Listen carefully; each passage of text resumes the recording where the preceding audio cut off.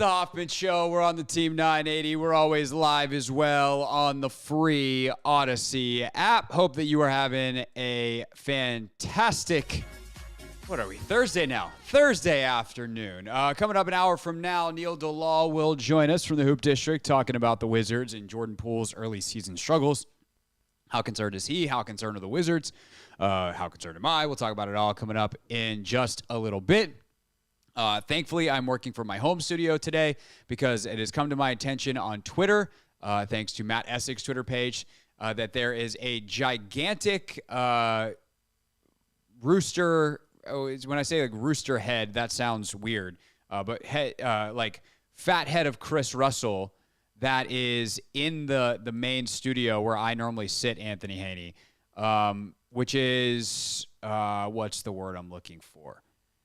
Terrifying.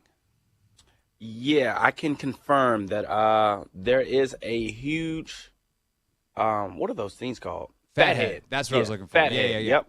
Fat head. Sitting literally right behind the chair that you usually sit in.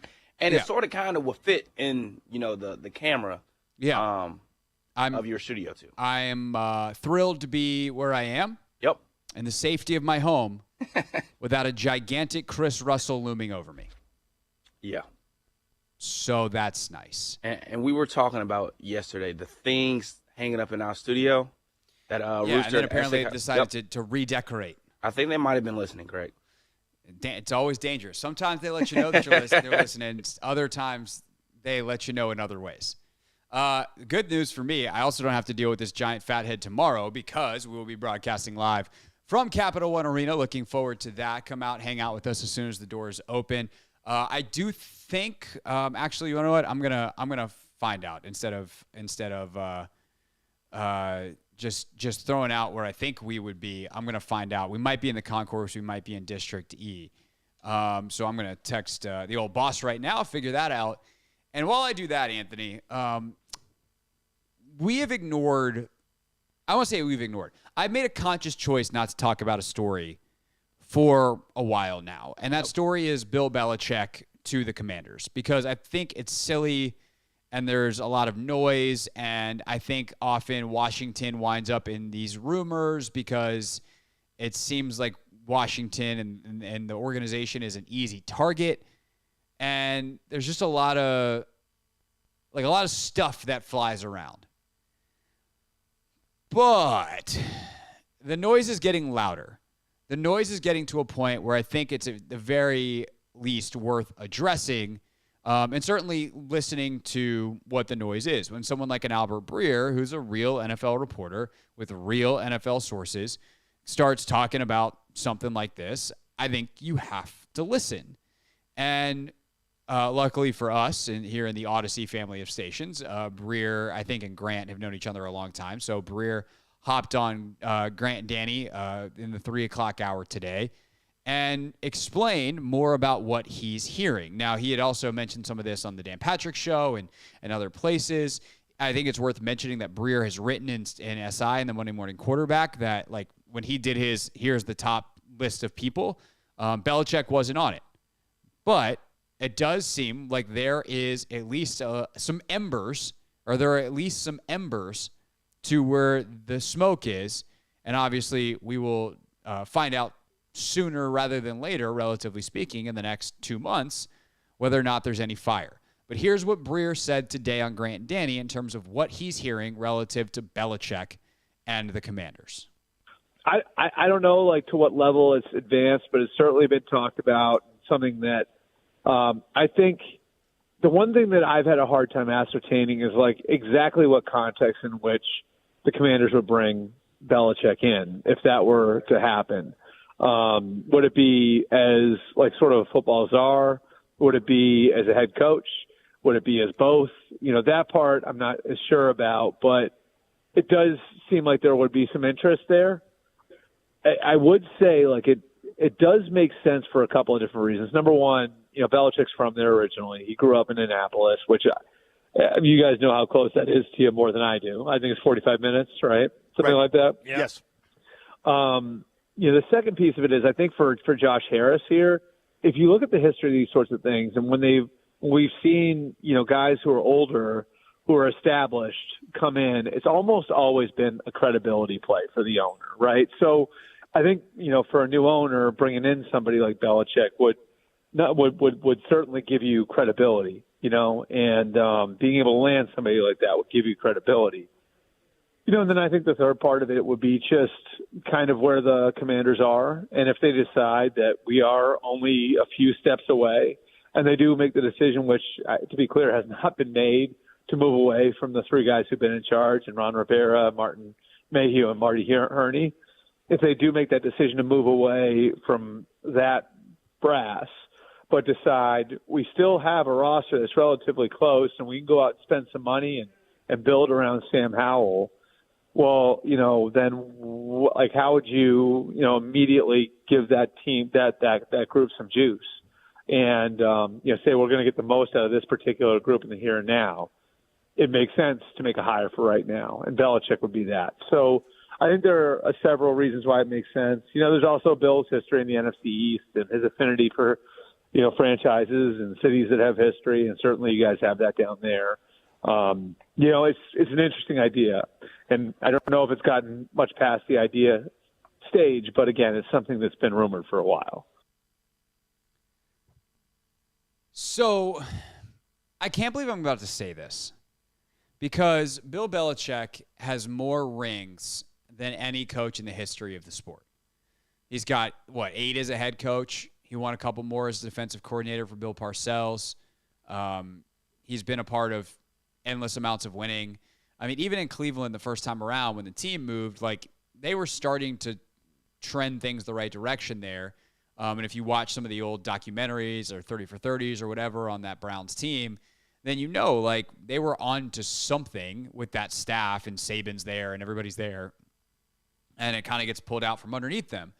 That said, without Tom Brady, Bill Belichick's resume is really not that impressive. You can point directionally at all the things you want and what might have happened in Cleveland, but what did happen is they went another direction and the team moved and Belichick wasn't retained, and he gets to New England, and before Brady, they're kind of in the middle of the road. After Brady, they've been mostly terrible. And a big reason why, obviously not just Brady's performance as perhaps the greatest quarterback ever, but a big reason why they're able to build the teams the way they built them is Tom took pay cuts for almost his entire career. They had an unfair advantage due to the fact that for the time that he was their quarterback didn't care about money because he was married to a billionaire supermodel. And so, one, he was making a ton of money and he was fine with it.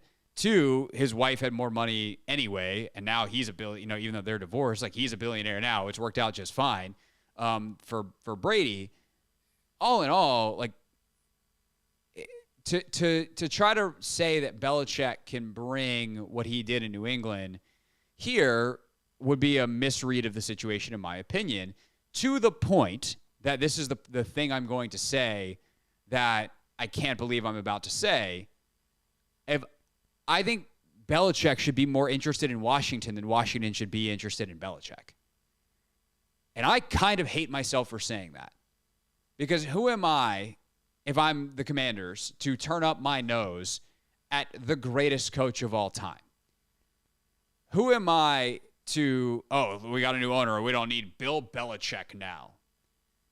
And as a radio host, it feels insanely hot takey to say that.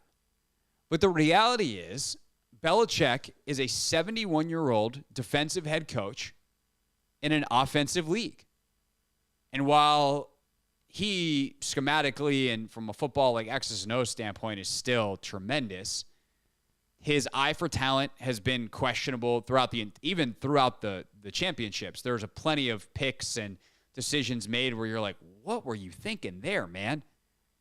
And so if he inherits a quarterback, that seems better than him having to go find one. See Jones, Mac. Because he didn't have to do it for 20 years. Although he did really like Garoppolo, and it seems like Garoppolo's a serviceable NFL quarterback. Obviously, the injuries have derailed his career in a major way, but that was kind of Belichick's other big fish on a hook. But I love me some KOC, but he drafted KOC in like the 3rd round. And now Kevin's still at an age where he could be playing, and he's been a head coach for a couple years. So I just think that if I'm Belichick, Washington's got a bunch of defensive talent, theoretically, that's being underutilized and underused. They've got a young quarterback that's super duper intriguing.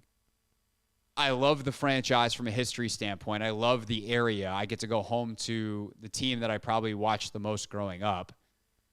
I get to return to the NFC East after my years with the Giants. I'm super intrigued by it. But if I'm Washington, I want Ben Johnson. I want Bobby Slowick. I want one of these young offensive coaches that hopefully is Sam Howell's partner in crime, the Belichick to my Brady. And not that Sam Howell's going to be Brady. Let's slow down on that.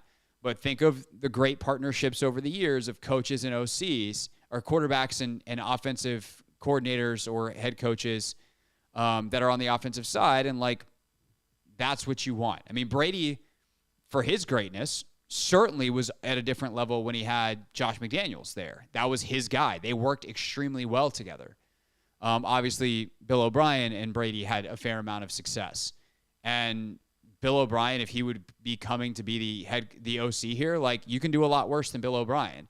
I know the Patriots offense isn't very good right now, but a lot of that is due to Mac Jones' ineptitude and the lack of skill position talent that they have at the wide receiver position. You give Bill O'Brien these guys, and, like, you'd probably be pretty good. And, like, philosophically, I like a lot of what Belichick stands for, being balanced, being able to do a bunch of stuff on defense. And so I'm not going to say, like, they should 100% not be interested. That would be dumb. He still is Bill Belichick, even if this year is a disaster in New England.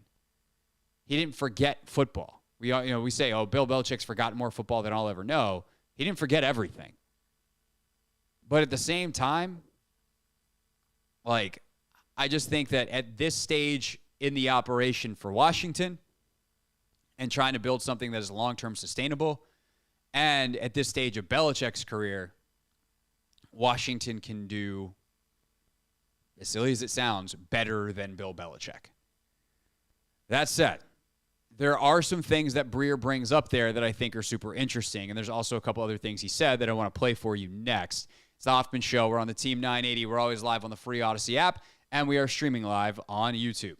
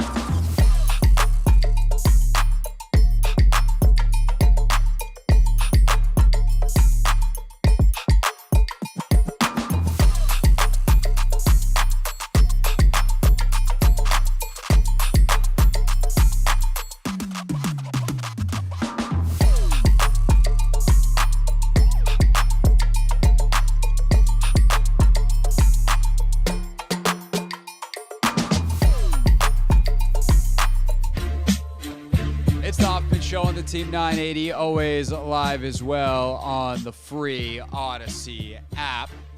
Greg Hoffman with you. We will be joined. We don't have anyone this hour, right, Anthony? I'm trying to remember. No, we don't. Nothing this hour. Just getting going with the guests at the top of the hour. JP Finley, by the way, is going to join us at 6 o'clock for more on this the Belichick to Washington rumor/story of the day. I mean, look, we're going to have to deal with this. This story is not going to go away between now and whenever they hire a coach or when Belichick goes somewhere else, unless someone comes out and is like, there's a bunch of other interviews. He's not interested, or they're not interested in him. But that's not going to happen until after the season, to say the least. So there's that. I think it was interesting listening to Albert Breer, who was on with Grant and Danny, talking about the validity that apparently it gives. Like when Shad Khan was in Jacksonville, right? There's this outsider. He buys the team. He's never been around pro sports, certainly not the NFL. I don't think he might have had I know he now has a stake in a soccer club, and he might have had that first, so I don't want to speak out of turn on Shad Khan. But for sure, he had never been around the NFL. And it was his first foray into American pro sports. And so he was like, oh, I know how I can get credibility. Let me go hire Tom Coughlin. And it was a totally, I wouldn't say it was not a new franchise, but like the Jags were still relatively new, like in their first 20 years. Coughlin, obviously had history there. There's a lot of reasons why, and Coughlin was coming off of a relatively successful run with the Giants, obviously very successful, but he was a couple years removed from that success. Point being that there was a reason why he felt like he wanted to go get an older coach. You had a new owner when Robert Kraft got to New England, and he's like, let me go hire Bill Parcells. And obviously that had some level. I think that was the timeline or the right one. Someone hired Parcells. Anthony, do you remember who Breer said hired Parcells? Was it when Kraft got to New England? Where did that I don't know off the top of my head. Someone hired Parcells at some point to become the guy. It was Ross in Miami. Hired him as the team president. That's what it was. Stephen Ross hired him to be the guy. But like Belichick and Parcells were some of the early hires, and it was weird how it like all went down in New England. But like that was part of the deal in New England. I think was Belichick that Parcells or that Kraft hired when he bought the team. So like this is not new in terms of concept of like new owner comes in, wants to hire someone who's got a great name and is very, very established. Here's why I think Josh Harris doesn't need to do that. I think Josh Harris has already proven that he belongs. One, he's an owner of many other American sports, or two other American sports teams that have been successful and turned their franchises around, even if they haven't won titles yet. But like the Sixers are in a way better spot than they were when he got there. And the Devils are in a better spot than when he got there. So that's thing one. Thing two, like Harris is not new to the NFL. Harris has been around the Steelers as a minority partner. And I think what he's done in Washington so far speaks for itself, the way he's been able to elevate the franchise just by his mere presence.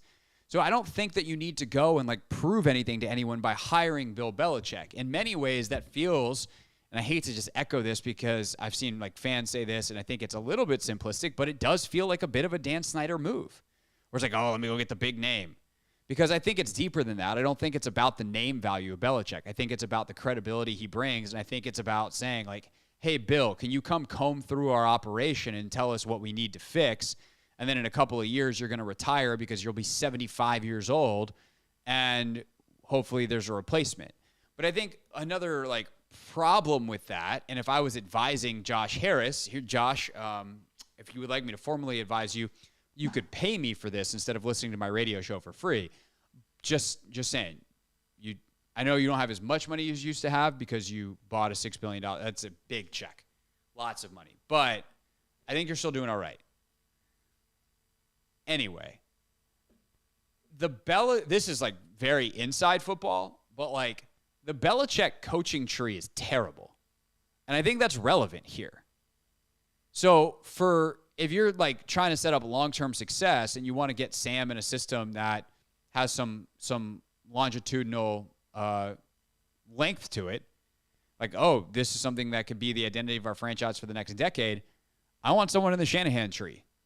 Like, I want someone in that Shanahan, McVay, West Coast type of stem that seems to have staying power and is also so widespread that the evolutions within the NFL are continually sprouting new branches off of it.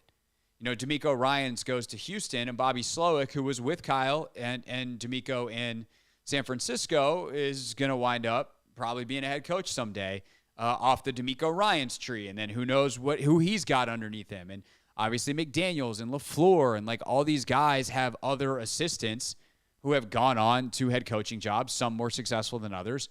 But it is easier to have the length and do it without the top guy than every coach in the Belichick tree has pretty much been somewhere between bad and a disaster.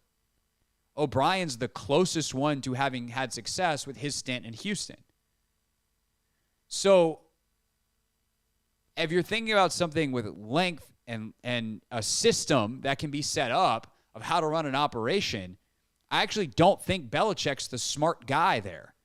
I think his history proves that without him, and frankly, without Brady, it doesn't work. That said, what would it mean for Josh Harris to land Bill Belichick, and can he do it? Albert Breer with Grant and Danny about 90 minutes ago over on 106.7 The Fan. Well, so that's what's fascinating about it, because at some point, you know, the Crafts are going to have to sit down with Bill and and handle this part of it. You know what I mean? Like, now I've advocated, I think they should do it now, because it does feel to me like I'll just say in this market, it's starting to feel like an inevitability that this is the end, right? And so if that's true, and I'm not saying one way or the other that Kraft has made that decision, but if he has, it'd make sense for him to sit down with Bill and say, how do you want to handle this? And try to give him some dignity on the way out. And he could say, you know, like, you'll walk away right now if you want, and we can install Gerard for the rest of the year. And you've earned that, right? Like, if you want to do that, you can do that. We can, you know, play this out to the end of the year, not say anything, and then announce it the day after the season. We can play this out the rest of the year, announce it with a week or two left, and then give the fans a chance to say goodbye to you and honor you in the last home game. Or we can do this the hard way. And I think the thing that you're talking about is what makes this difficult. It's, do the Crafts want compensation? And in particular, do they want compensation as a result of not getting any compensation for Brady? You know, like in saying we can't let both Brady and Belichick walk without getting any compensation.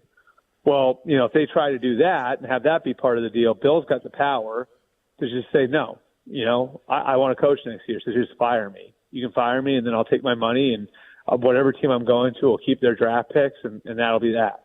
So that compensation part of it, I think, is what makes wherever the eventual separation, however that happens, a little tricky. So there you go. That's the compensation piece. And would the Commanders be willing to give up something? I would not. Rarely does that ever work. And especially when you are trying to build a team, like, you need players. There are good coaches out there. It's harder to get, I won't say it's harder to get a good coach than it is a good player. But that draft capital is very, very valuable. And if you're going to spend it, especially if it's going to be like a first, obviously if you want to trade a third, then okay, fine. Belichick theoretically can make a third rounder into a much better player, and a fourth and a fifth and a sixth. So a coach is more valuable in that way. But a first rounder who could be the franchise changer, that seems, and obviously we all know that, you know, the most famous franchise changer for New England was a sixth rounder, but playing the odds, that higher draft compensation seems like a bad idea for a coach, especially when I think this is a place people are going to want to go. Like, you should have your pick. You're not limited to one guy. You can take the best on the market, and you should be, unlike previous years under previous ownership, in the mix for whoever you want. But let's go ahead and ask the question. 301-230-0980 is the phone number, the Ace Law listener line. Would you want Belichick to come to D.C.? 301-230-0980. It's the Hoffman Show. We're on the Team 980 and always live on the free Odyssey app.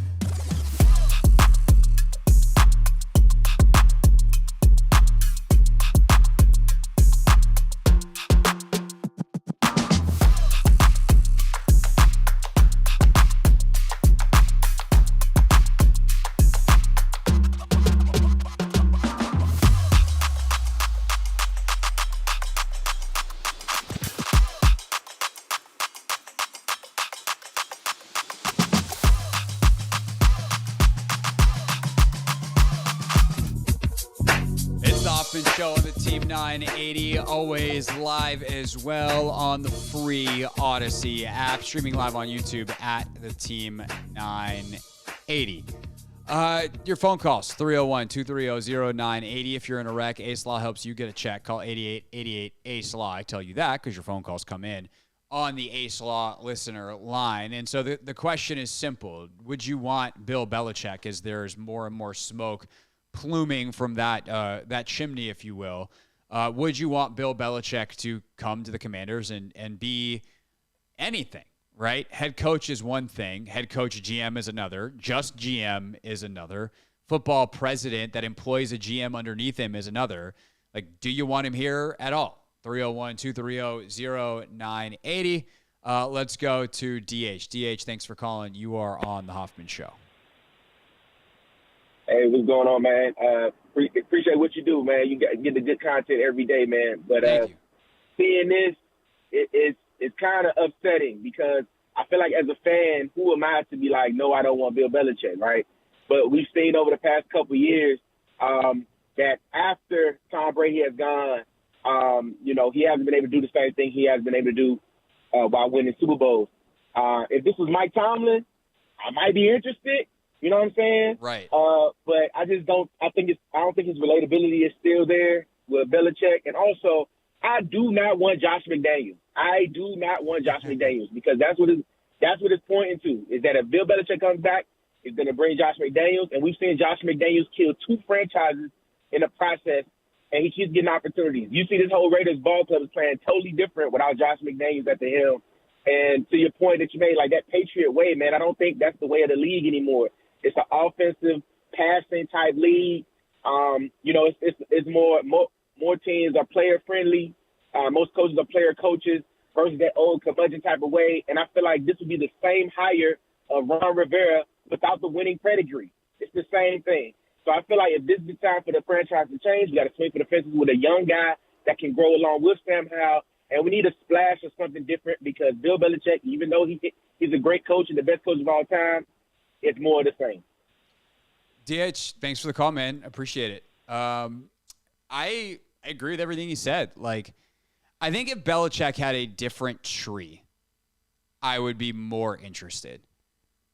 Because, very simply, like, Belichick is 71. So even, let's say Belichick comes in and, like, has some success early, but I mean, he's eventually going to be older and is like, okay, I'm going to step aside because I would like to be inducted into the Hall of Fame and then live the rest of my life on a boat in Annapolis or whatever Bill Belichick does for fun when he's in his mid to late 70s. Who's next? And I think there's a lot of reasons why there's a lot of reasons why Belichick's system has not worked. Some of it is schematic, where like it's not really a West Coast system. It's not really an Air Coryell system. It's kind of his own thing that is very West Coasty.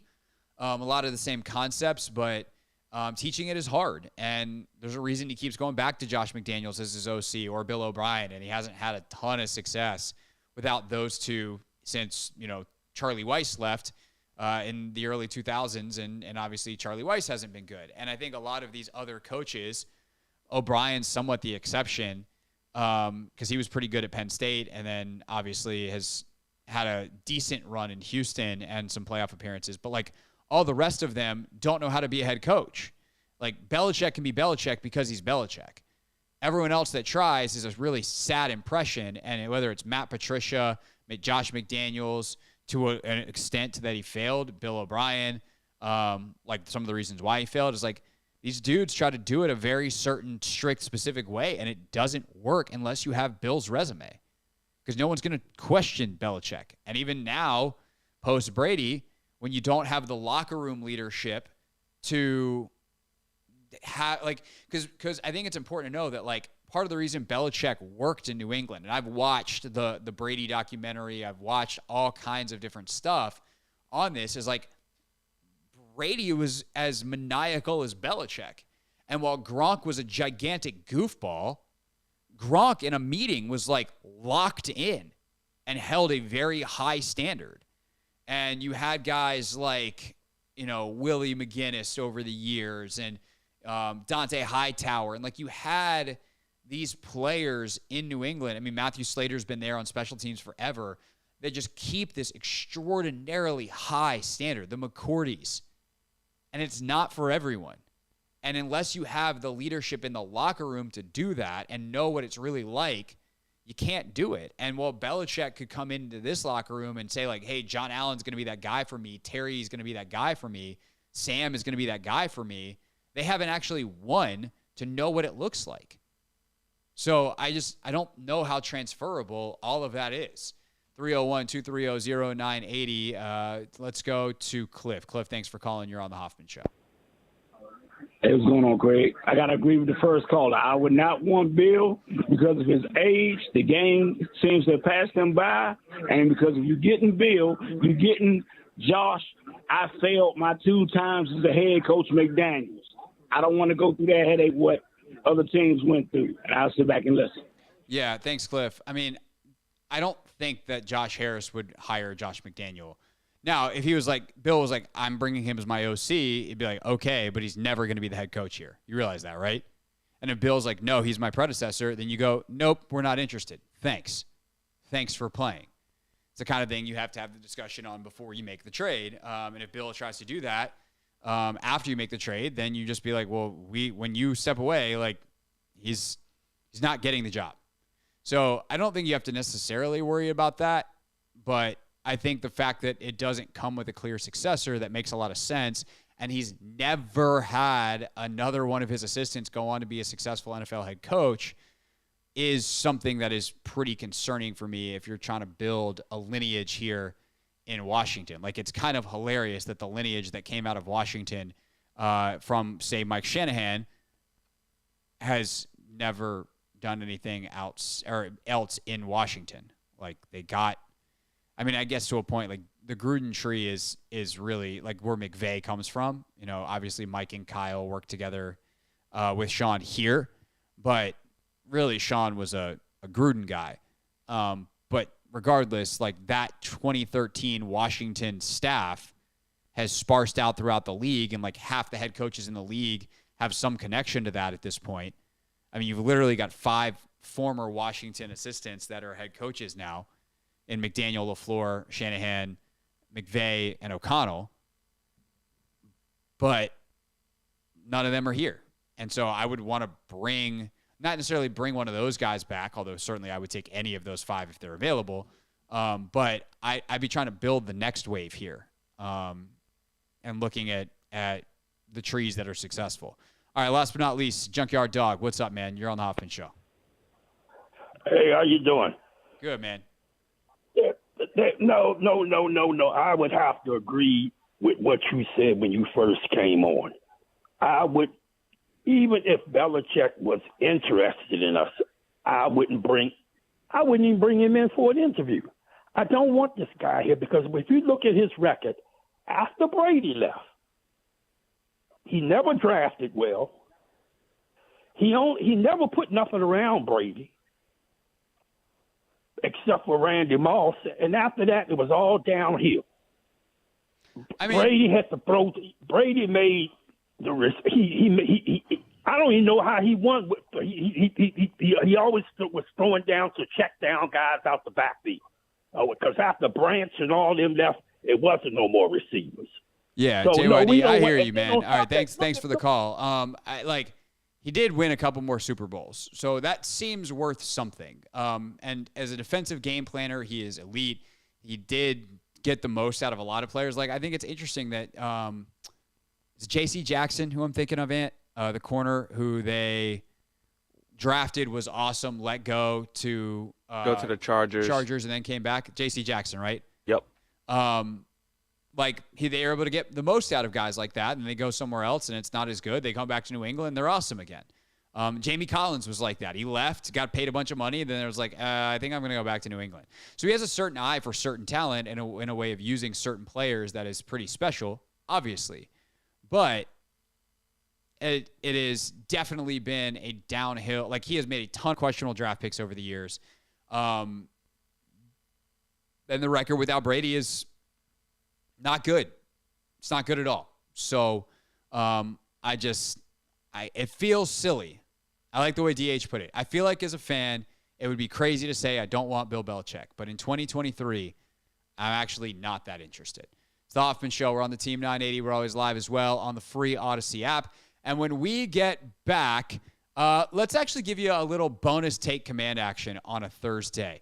Logan and I do a short version of Take Command called Take 5 on Tuesdays and Thursdays. And there's some pretty funny stories about emergency quarterbacks on this week's episode. So I think it's a fun one to play for you here on the radio. We'll do that next on The Hoffman Show.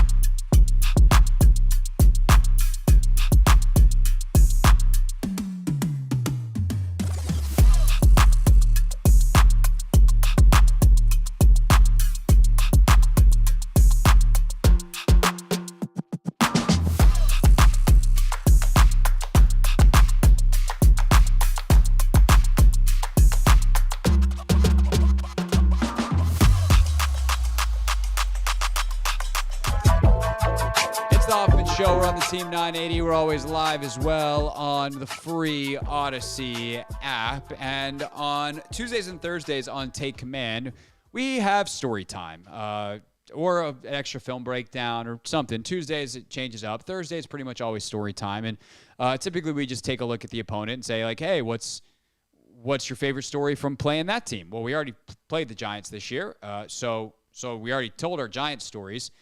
So it was like, what can we do with the Giants? Well, they're playing a third-string quarterback. What about your emergency quarterback stories? That's a good one. Here's Take 5. It's time to take command with former NFL tight end Logan Paulsen and former Commanders beat reporter Craig Hoffman.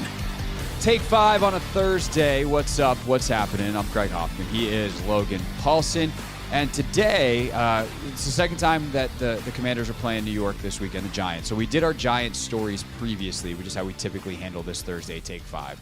So I was like, what else can we do? What else is relative to the Giants or to the Giants right now that we can tell stories about? And Logan, what we've come up with is emergency quarterbacks, because that's really what Tommy DeVito is. And I will say a small preview of tomorrow. I'm a little scared that the Giants like scoring a couple of touchdowns in the fourth quarter. I'm like, oh, is he comfortable now? Is this going to be a nightmare scenario for Washington this weekend? I think anyone that's watched the burgundy and gold face Big Blue over the years is probably scarred by all kinds of silliness when it comes to bad Giants teams beating any kind of Washington team.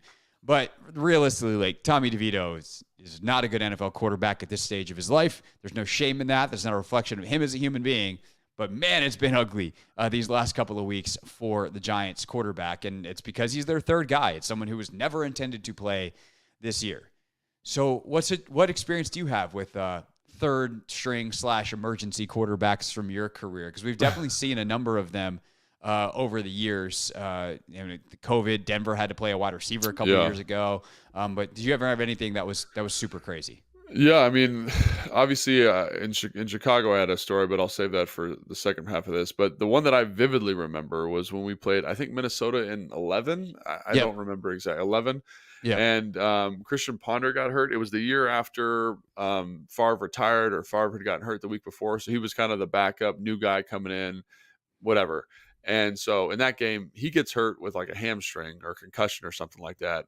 Adrian Peterson goes down, tearing his ACL. And so we're like, oh my gosh, like, we're going to win this game. And, obviously they bring in a guy named Joe Webb, who was playing receiver and special teams at the time. And so, like, how good could this guy be? I think he goes 4 for 85 or 90, something like that, 2 touchdowns. And has a couple big runs, and then Gerhardt comes in and he's 11 for 105 or something like that. So the backup quarterback, a guy that was playing receiver, playing special teams, comes out and straight balls against us. And again, that was kind of one of those things where, the backup quarterback running around and being different stylistically probably hurt us. But I just remember thinking, like, this guy came out of nowhere and just straight balled. So that was interesting. So it's the anti-disaster story. Yeah. What was disaster for you? For the quarterback, though, it was perfect. How perfect? Yes. He had 158.3 rating in the game. That is a literal perfect quarterback rating. Joe Webb went 4 of 5 for 84 yards, 2 touchdowns. And then he also had 5 rushes for 34 yards and another touchdown. You are correct. Toby Gerhardt, 11 carries, 109. He also had a 67-yarder. Yeah. So big old white man rumbling. Yeah, not known. What they used to call him? I don't know what they used to call him. It was like I don't know. He had some nickname. Let me click on Toby Gerhardt and see what the nickname was. See what it is. But yeah, so that was a situation where, like, the backup quarterback did a really good job. In Chicago, the last time I played with a third string guy was Matt Barkley in Chicago. So basically, Jay Cutler goes down. Obviously, that was like that weird year where he's coming off an injury. They're negotiating his contract. It was kind of gross. Are they tanking? Are they not? Hoyer comes in, playing pretty good, hurts himself badly, misses a bunch of time. And then Matt Barkley comes in, who was on practice squad earlier in the year. Yeah. And ends up playing pretty good. But in one of those situations where it's like he'd trying to remember the game. I think we were playing against, gosh, I forget. But basically, he had like 3 touchdowns, but 4 interceptions, and that was kind of how he played the whole year. It was like a lot of offensive production, but a lot of turnovers at the same time. So there's a reason that they're the backup quarterback, outside of Joe Webb, who came out and balled his face off. So and Joe Webb wound up like doing that a bunch of times in his career. Like he wound up in Carolina. I think he played for Ron in Carolina for a while. So the best I could find for Toby Gerhart, by the way, is the albino rhino. Oh my gosh, that's a heck of a nickname. Spectacular. It was always fun to keep track of like who the emergency quarterback was, especially when someone got hurt. So like Darrell Young was here for a while. That's right. Darrell played some quarterback in college. And then Jordan Reed was the emergency quarterback. That one made for a more while. sense, actually, because he actually played in college. Yeah. I think Darrell did too. Did he? I just remember him like, so I was here on the team when he was the emergency quarterback. On every Friday, we would go through scenarios where like, this is the offense we would run if you're in. So we'd run a couple zone reads, and then he'd run throw a couple slammer screens. So like a slammer screen is that one where the receiver takes one step up and comes back and you just throw him the ball. And he used to throw absolute fireballs, like I guess hard as he could. And I'm like, man, like he could throw the ball, but it was just like there was no touch on the football whatsoever, which makes sense coming from a fullback. So right, I remember we would ask Jordan every once in a while, like if someone quarterback got hurt or Colt's sick during the week, and it's like, hey bro, like what happens if you actually go in? And Jordan would just kind of be like, I don't know. Like it felt like he was the emergency quarterback because he played quarterback in college, but Jay didn't actually ever tell him like, hey man, if you go in, like this is how we're going to operate. Right. That or Jordan was good at playing coy. It'd be fun we now need to have Jordan back on to Take 5 just to ask him this question. But you were here, you covered the team in 2015, right? When they had like 12 quarterbacks come through. That was like that was 18. 18. Yeah, because it started with Alex Smith, and then they had a bunch of dudes get hurt. And it wound up with Josh Johnson, was the guy who kind of finished out the year. But it was Alex, and then Colt obviously, and then had his leg injury, and then after that, Mark Sanchez, which was a total dumpster fire, and then Josh Johnson. I think it was the 4 of them. Was Keenum in that year or no? No, Case came in the next year. Okay. And that's when they drafted Dwayne. And they probably should have just let Colt play. It was a wacky bit. That was a wacky year, man. Those that's a really good example of one where it's like, if you're the Giants, why don't you go find Josh Johnson right now, or because Josh Johnson's probably available. He's always available. I know, but like that's what I'm saying. Like unless you believe in Tommy DeVito, like why not make a move? Yeah, no, I totally hear you on that. I think the answer would be because we just know, like, what's the point? Like, we're not even trying to be competitive. We're drafting a quarterback next year. We are totally resetting this thing. Like, we're going to let Saquon walk, or we'll trade him or whatever. Like, we accidentally won last year, and now it's time for the rebuild that we should have embarked on. And damn it, we gave Daniel Jones a bunch of money. That would be my response. Is like, we want to stink to have the highest draft pick possible, and Tommy DeVito's our man for the job. Sorry. All due respect to Tommy. All due respect. Tommy DeVito, a man who has a very distinct choice in colleges. He goes to schools that are orange and blue. A Syracuse man who transferred to Illinois. Really? Yeah. Was he good at Syracuse? Relatively speaking. Our football acumen, our football prestige has not been high as of late. I see. I got you. So it's not a great time. Not that I really care that much anymore, but not great. All right, that's Take 5. We'll see you for the full preview. By the way, of the backup quarterback for Tommy DeVito is... I don't know. Matt Barkley. Really? Old Matty Full circle, boy. baby. Old Matty boy. Thanks for watching this clip of Take Command. First, why don't you... All right, that is from Take Command. The full podcast is out tomorrow. We just got the full Take 5, so if you heard that, you don't have to go back and listen unless you want to give us a bonus listen on our internal data. We would appreciate that, but it's okay. We're here for your entertainment. Speaking of your entertainment, Neil Dalal is fantastic at breaking down the Wizards. He's going to join us next after some interesting comments from Jordan Poole following another, what has become a signature Jordan Poole lackluster Wizards performance through now 11 games. We'll talk about it next. We got our NFL tiers coming at 5:30, JP Finley at 6. And also later in the show, This is honestly is worth sticking around for, or if you got to go do stuff, like I guess that's fine. We'll allow it. But come back at 6:30. Anthony, have you seen the Travis Kelce tweets going around the internet, the old ones? I purposely did not even try to look those up because I want to be, shell-shocked and, just caught off guard when I, do finally hear them or see them. There are a bunch of old Travis Kelce tweets going around the internet. My wife made up fake ones, and I'm going to test Anthony on what is a real Travis Kelce tweet or a fake one at 6:30. And if that doesn't get you to stick around, then you're just not going to like the show. So go listen to something else. Neil DeLawless is next.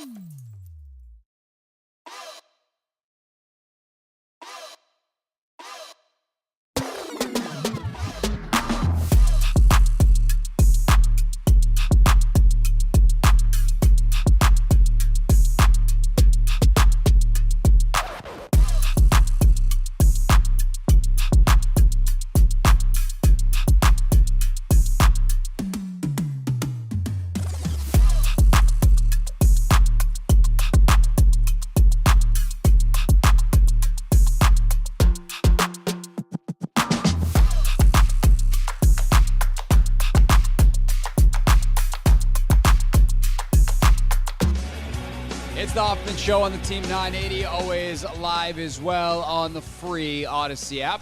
We are also streaming live on YouTube at the Team 980. Of course, the Team 980, your home for Wizards basketball, which has heard, unfortunately, for most of this season, Dave Johnson describe not great ball from the old Zardos. But why? And how big of a concern is this as we embark on this gigantic years-long rebuild?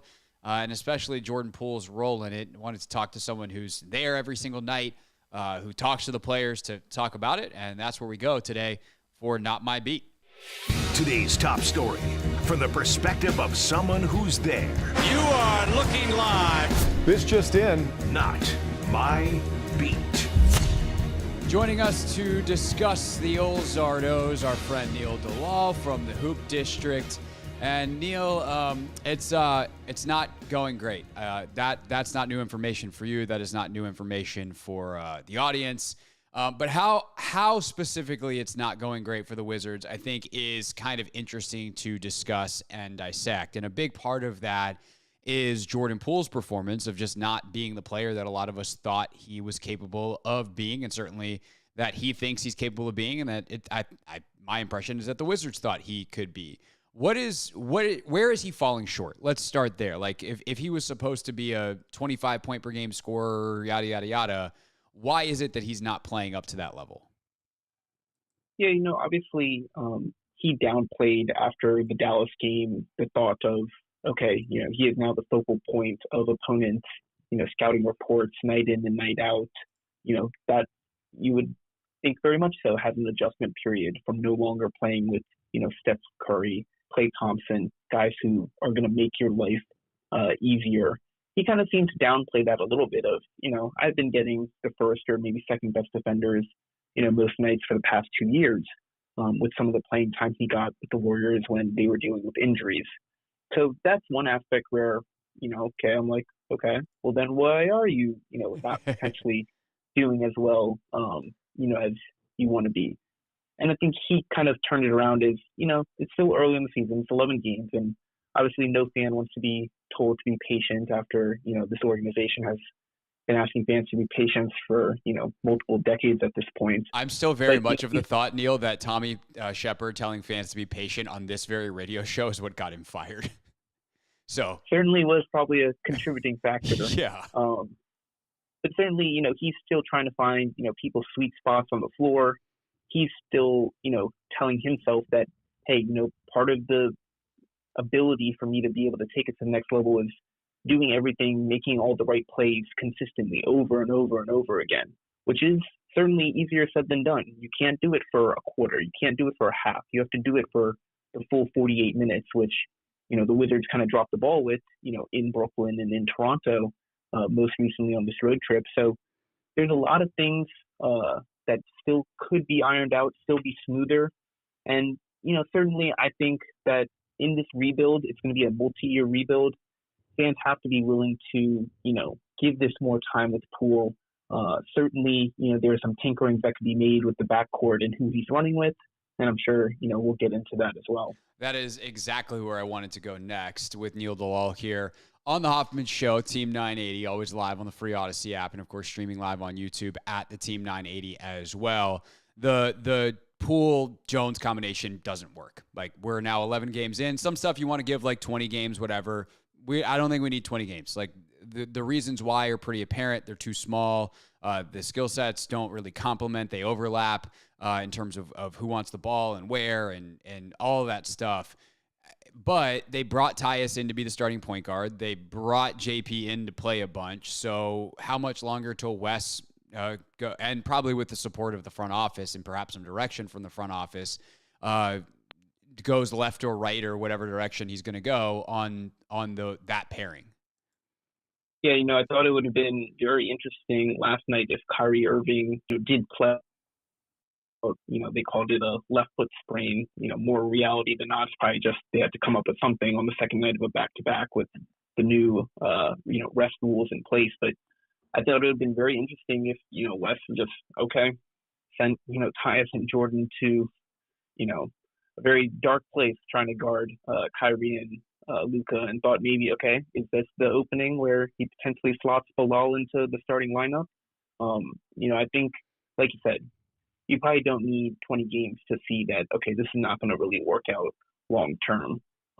So they kind of just maybe need to rip the Band-Aid off and say, look, Tyus, we love what you do. We still fully believe in you, but, we're going to need to make this change for the betterment of the team, because right now it's just, barbecue chicken out there for opposing guards going up against these guys. And when you make the change, I don't necessarily know. You got New York and you got Milwaukee coming in this weekend, and then you go on the road for a little bit, come back for Atlanta for one game. Some people will say, try and ease Bilal in at home, or, maybe it doesn't matter. He's so sharp as a 19-year-old where, that probably is less of a factor. But sooner or later, you're going to have to make this switch, because otherwise the frustration is just going to continue to boil over, which is the last thing that you want when you're trying to, rebuild the culture for this organization. Right. And so there's so many interesting parts of this. And I think you just touched on a few of them. One of which is Bilal's the most important piece in all of this. What's best for him. And I agree with you that he's so sharp and so mature. Like, he seems like the most mature person in the whole organization right now that we're hearing from on any kind of regular basis. So not worried about him. But then you think of the trade values of Poole, potentially, who could be here long term, could not be. But certainly Tyus Jones is someone that you want to flip. And I think Tyus has enough of a resume that putting him on the bench is not going to hurt his trade value, where, like, if you were to give up on Jordan in any meaningful way, might actually do that long term potentially. So I think that's actually kind of an easy move in that way, Neil, that teams know who Tyus Jones is. Someone closer to the deadline is going to give up something somewhat meaningful for him, pretty much no matter what happens, because they can easily explain away whatever poor play is happening here because it's the Wizards. Meanwhile, like, resuscitating Jordan's trade value, I would think is a primary motive for the organization. So if that's the case, wouldn't you go sooner rather than later? Yeah, absolutely. And I think, that was a report that kind of broke the past day or so, that, are the Wizards potentially looking at this as more of a short-term, flip with Jordan Poole? I don't necessarily get that sense right away, the way that, Michael Winger and Will Dawkins have viewed this. They want to still be competitive. The only way that you can be competitive and not have, more of a Houston Rockets, type level tank is, to have guys who can put the ball in the hoop. And, you take away Jordan from this team as it's currently constructed, and things get, very ugly very quick. People might think it's already quite ugly, but, I think there's room for improvement for the current roster. Trading Poole makes this, a team that can probably barely crack 80, 90 points on any given night. Certainly agree that, making the switch and no longer having opposing guards or wings, hunt Poole in the pick and roll, like we saw, Luka Doncic do time and time again last night at Capital One. That's going to help him, hopefully be more engaged in the defensive end, when he's not getting targeted all the time. And, hopefully it's just, better overall kind of feng shui for his game out there. And completely agree with your point about Tyus that, his resume, what he can do on the basketball court is fairly known at this point. I don't think his trade value is going, much up or much down, between now and February 8th when the deadline is. So certainly, and especially with, the DeLon Wright injury, put Tyus in a position where, he's comfortable. Obviously, he wants to be starting. He wants to have a bigger role in today's NBA, but you also just have to do what's, best for the organization long term. Where can you read about basketball feng shui? The Hoop District with Neil Dalal. That's a fantastic term. Love that. Neil's with us here on the Hoffman Show. So then you talk about culture, and this to me is like kind of the overarching oddity of this entire conversation. We know you can cut up a lot of Jordan Poole stuff into a really, really damning looking TikTok that was going around on the internet this past weekend. It doesn't look good, but I'm also not willing to take a cut up of something. I'm sure you could make a similar cut up of Steph Curry if you wanted to. That said, you watch every game. You are often, obviously, at the games. Like, you can see him in the huddles when the rest of us who are watching on television are seeing a commercial for insurance or whatever. So, like, when you think about how Jordan interacts with the culture that they want to build here, how are things actually going non-TikTok land on that front? Yeah, and obviously, same way with his on-court game. I think it's going to be a work in progress right now for off the court as well. I think there's no two ways about it. That even though the video, like you said, you can pick any narrative you want and kind of mold something to fit that narrative. But at the same time, it was not a good look at all whatsoever. And I was a little bit curious by the fact that, Wes Unseld Jr. pregame kind of said, "Oh, I haven't seen the video." I think either that's, just a lie, or, PR department is not necessarily, showing him and making him aware of, what's going on out there. So Poole obviously, has seen the video, addressed it, chalked it up to be, hey, it's being spun as a narrative differently. But when you have an assistant coach, you have Gino Homarui, who's on a two-way contract, Landry Shamet, all kind of trying to get his attention and be like, hey, man, come on, look at this. You have to be able to be a leader and set the right example for, Bilal Coulibaly and all those kinds of things. My hope is that, there was a very serious conversation with all of the major parties, Poole, Wes, Will Dawkins and Michael Winger, and said, hey, look, we understand this is an adjustment. We understand you're frustrated. We understand, you're a 24-year-old kid going into a new role, but we can't have this anymore. This needs to be a one-time thing and never again. There are always cameras on you. There's always scrutiny on you. There's always social media. But that look was not good for, that was the 9th game into the season. So that can't happen again, especially if you want to, truly build those correct habits, that this organization has probably been lacking for, the better part of a decade. Very well put. Neil Dalal, read him in the Hoop District. We get to hear him here on the Hoffman Show often throughout the Wizards season. Great to see you the other night at Cap One, buddy, and I'll probably see you tomorrow night as well. We'll be doing the show live from Capital One tomorrow, so hopefully I'll see you there. Absolutely. All right, that's Neil Dalal, everybody, with us here on the Hoffman Show.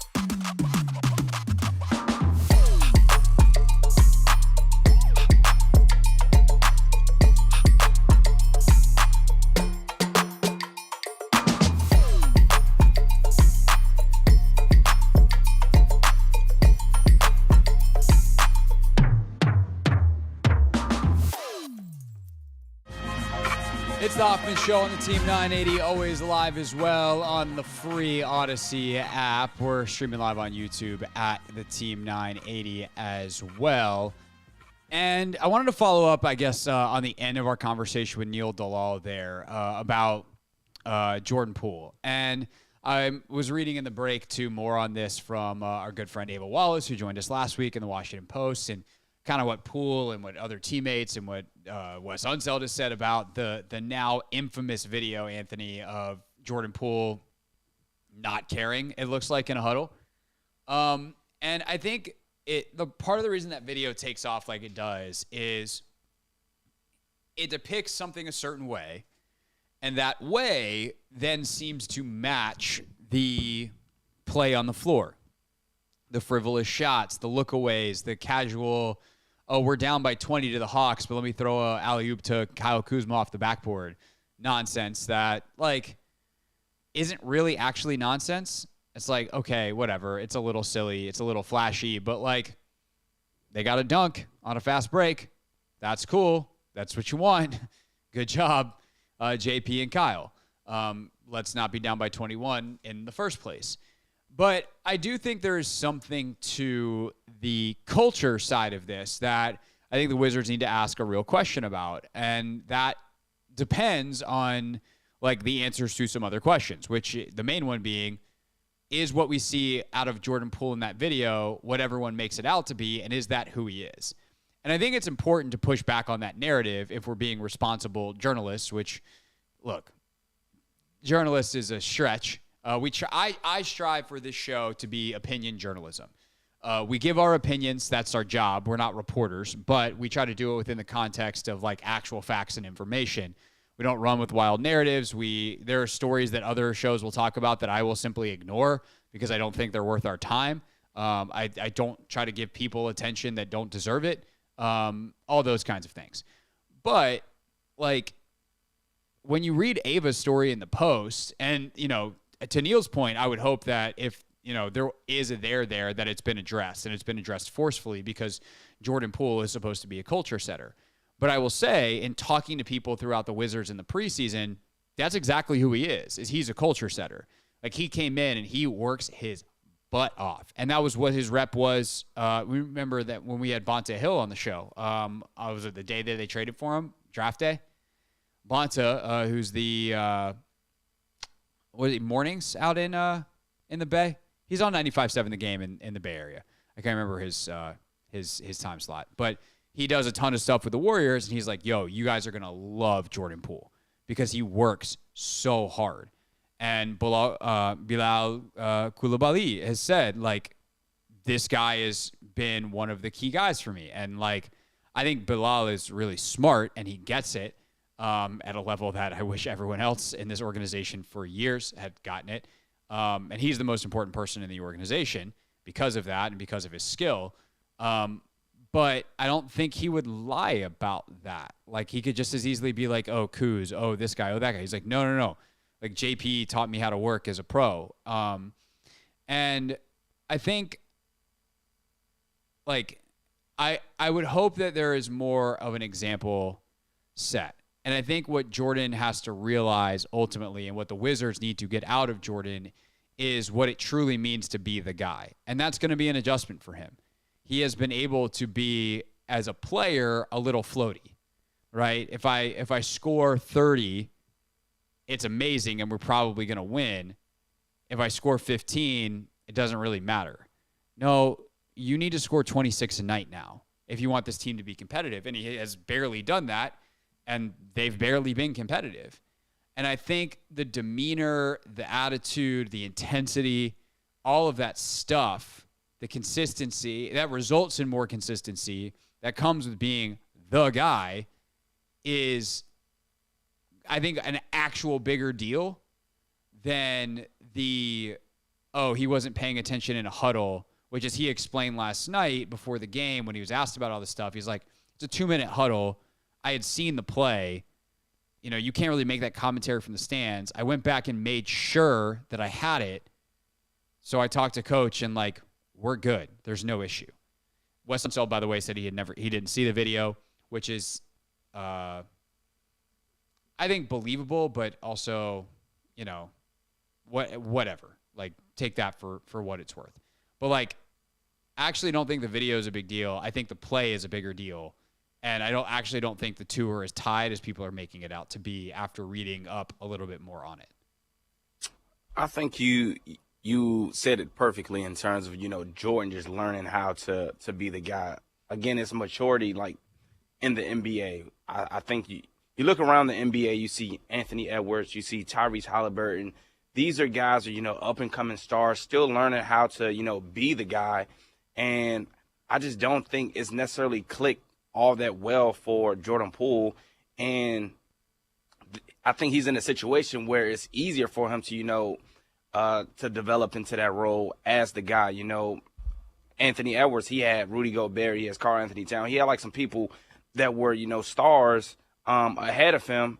And now he's, like, on their level, if not already surpassed them as the best player on the team. So I think it's just more so, the maturity level, the IQ, Jordan Poole trying to, reel it all in together. And I don't know, if the coaches are supposed to help him. I don't know if it's going to be Kyle Kuzma. I don't know if it's, in himself.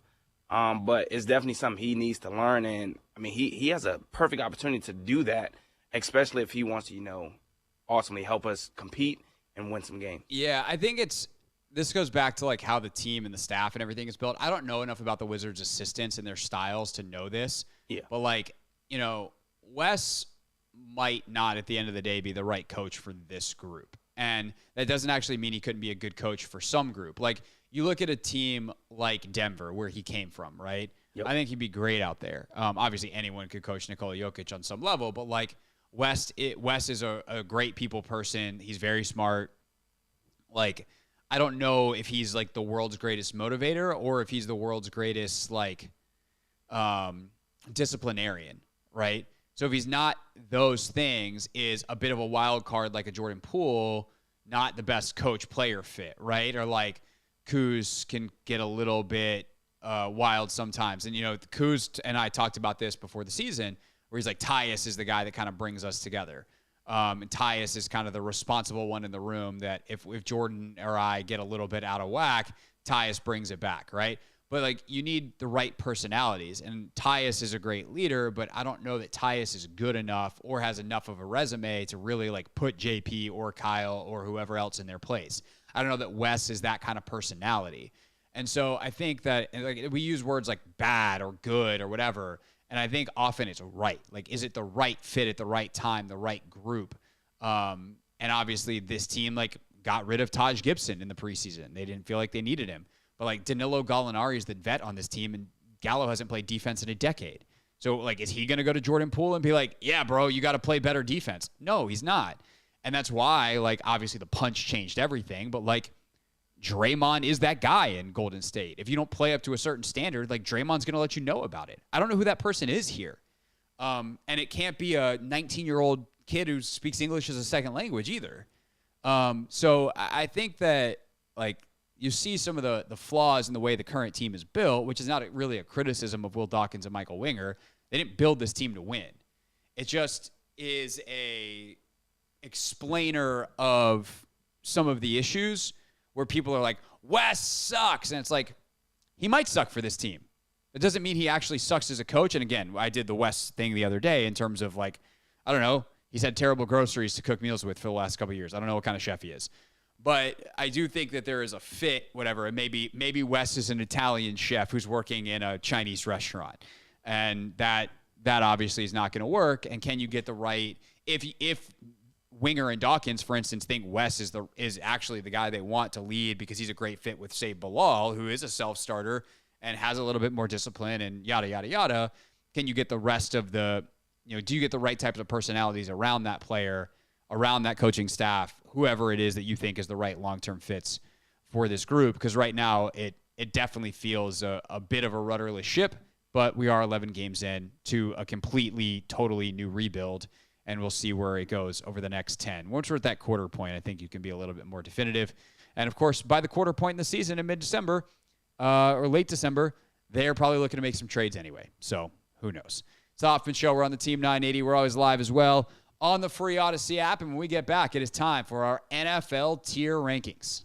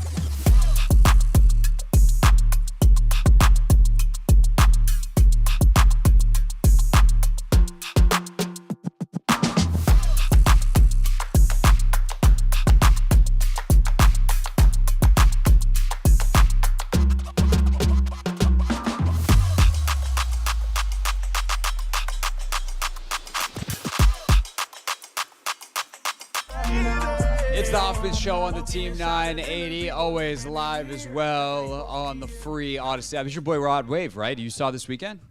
Yes, sir. I took my little brother to go see Rod Wave himself. Great show and a lot of fun. Yeah. Were there tears?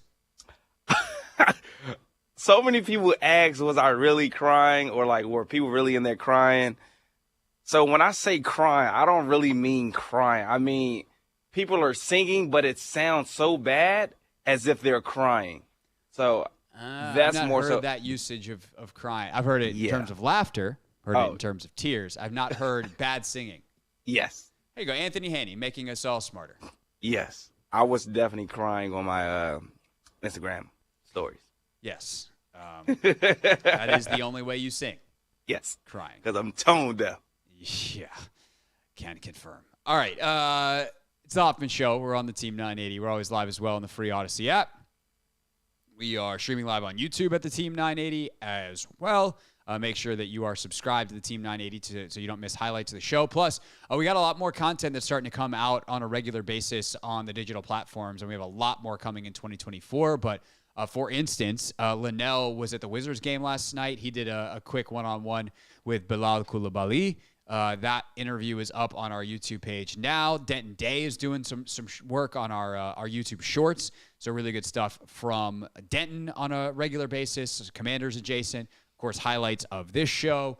All kinds of stuff. The Take Command pregame and postgame shows are live on the Team 980. So make sure you're subscribed for all of that and the more to come. Thursdays here on the Hoffman Show at 5:30. We hit our NFL tiers. Anthony, since I am doing the show from home, I will need you to hit the music if you have that ready to go. Yes, please. Thank you. All right, first tier is our prime contenders. Then we have Puncher's Chance, interesting but not quite good enough, and then No Chance, which is a group that is growing seemingly by the week. But I think we're going to have some movement this week, Anthony.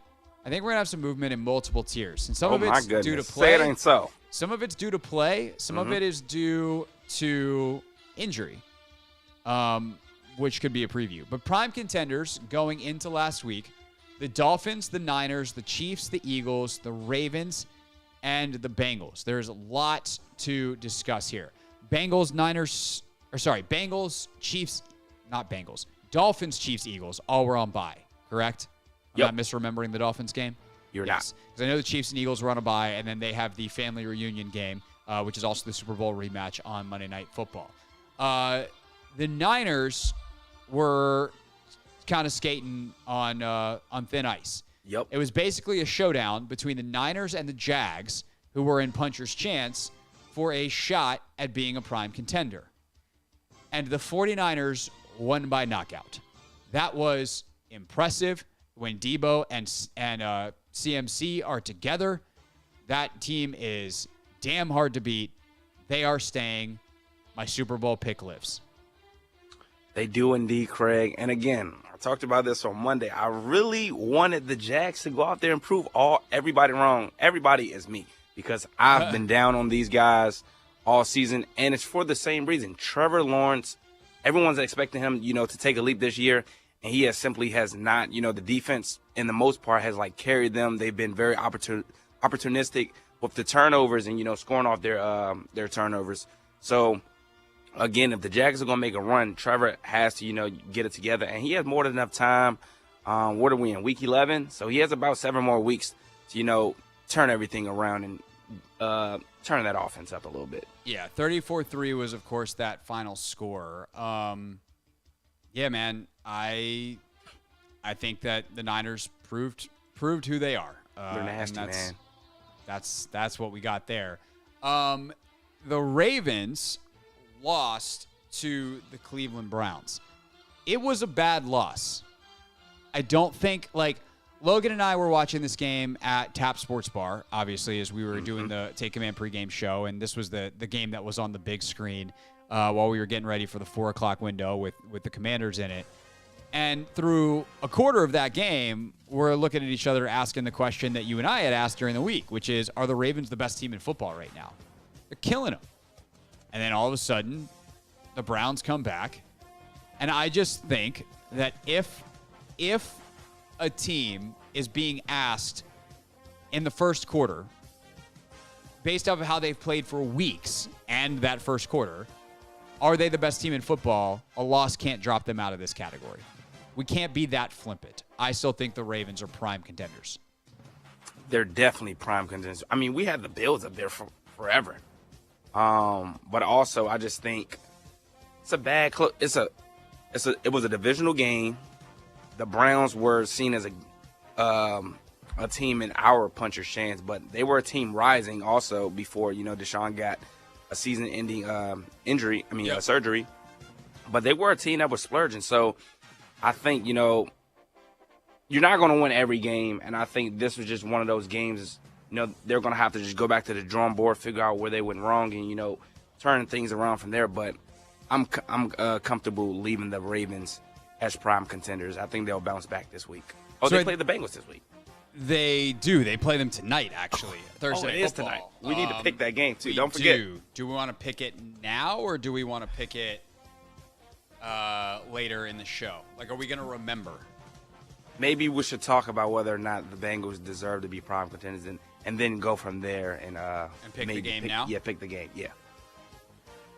So the Bengals lost to the Texans. Yep. Which is something I think we're going to need to circle back to, by the way, on the other side of that matchup. Woo! But we had bumped the Bengals up because the way this question is framed, to get into the prime contenders category, for those that listen every week, you know this by now, you're gonna this is a sing-along at this point. do. Not Anthony, you do not sing along because you would be crying. The question is, would we be surprised if your team wound up in the Super Bowl? If the answer is yes, then you can't be a prime contender. If the answer is no, then you are. And I think with this loss, like, the Bengals might have to go down a notch. Their record, they don't belong here, but we were just kind of like, they started off terribly. They've got it figured out. Now they're good. And I think the Texans are actually pretty good too. But realistically, I think we probably got a little ahead of our skis. And I think we need to put the Bengals back down in a puncher's chance. I like it. I definitely thought the Bengals were about to go on a run. Again, the last couple of seasons, they've started slow, went on a crazy run, and, been a prime contender. But this loss to the Texans, and not to say the Texans are a bad team, because offensively they're clicking as well as any other, team in the NFL right now. But I don't know, Joe Burrow had the experience in this game. Like, he was supposed to go down, lead a game-winning drive, and unfortunately for him, Tyler Boyd dropping the touchdown pass did hurt, but the defense got to get a stop in that instance. So, I don't know. I just don't think the Bengals are the Bengals that we've seen the last couple of years. The defense, Joe Mixon has been a shell of himself all season, so they got to figure some things out before we anoint them again as a prime contender. Yeah, I would say I wouldn't be surprised if they wind up in the Super Bowl. Yep. But that would be because some things changed. The way they're playing right now, I would be surprised. Which it feels harsh because, like, if Boyd doesn't drop the touchdown, are we having this conversation? Do we want to be that flippant about it? But at the end of the day, the results have to matter. And so I'm going to say, based off the fact that they're, 5-4? Yep. The Bengals need to be dropped down to puncher's chance. Now, there are two teams in the NFC that I think we need to talk about potentially coming up. I will say quickly, though, the Browns would be in prime contenders if they didn't lose their quarterback for the season. Yeah, I agree wholeheartedly. Yeah, I just can't put Dorian Thompson-Robinson and the Browns in prime contenders. If DTR starts playing well, or they find a way to play, and like if they still had Nick Chubb, maybe. And that's a different story. We'll see over the next couple of weeks if the Browns can climb their way up with a rookie quarterback. Seems unlikely, but that defense is so good, I think we leave them in puncher's chance.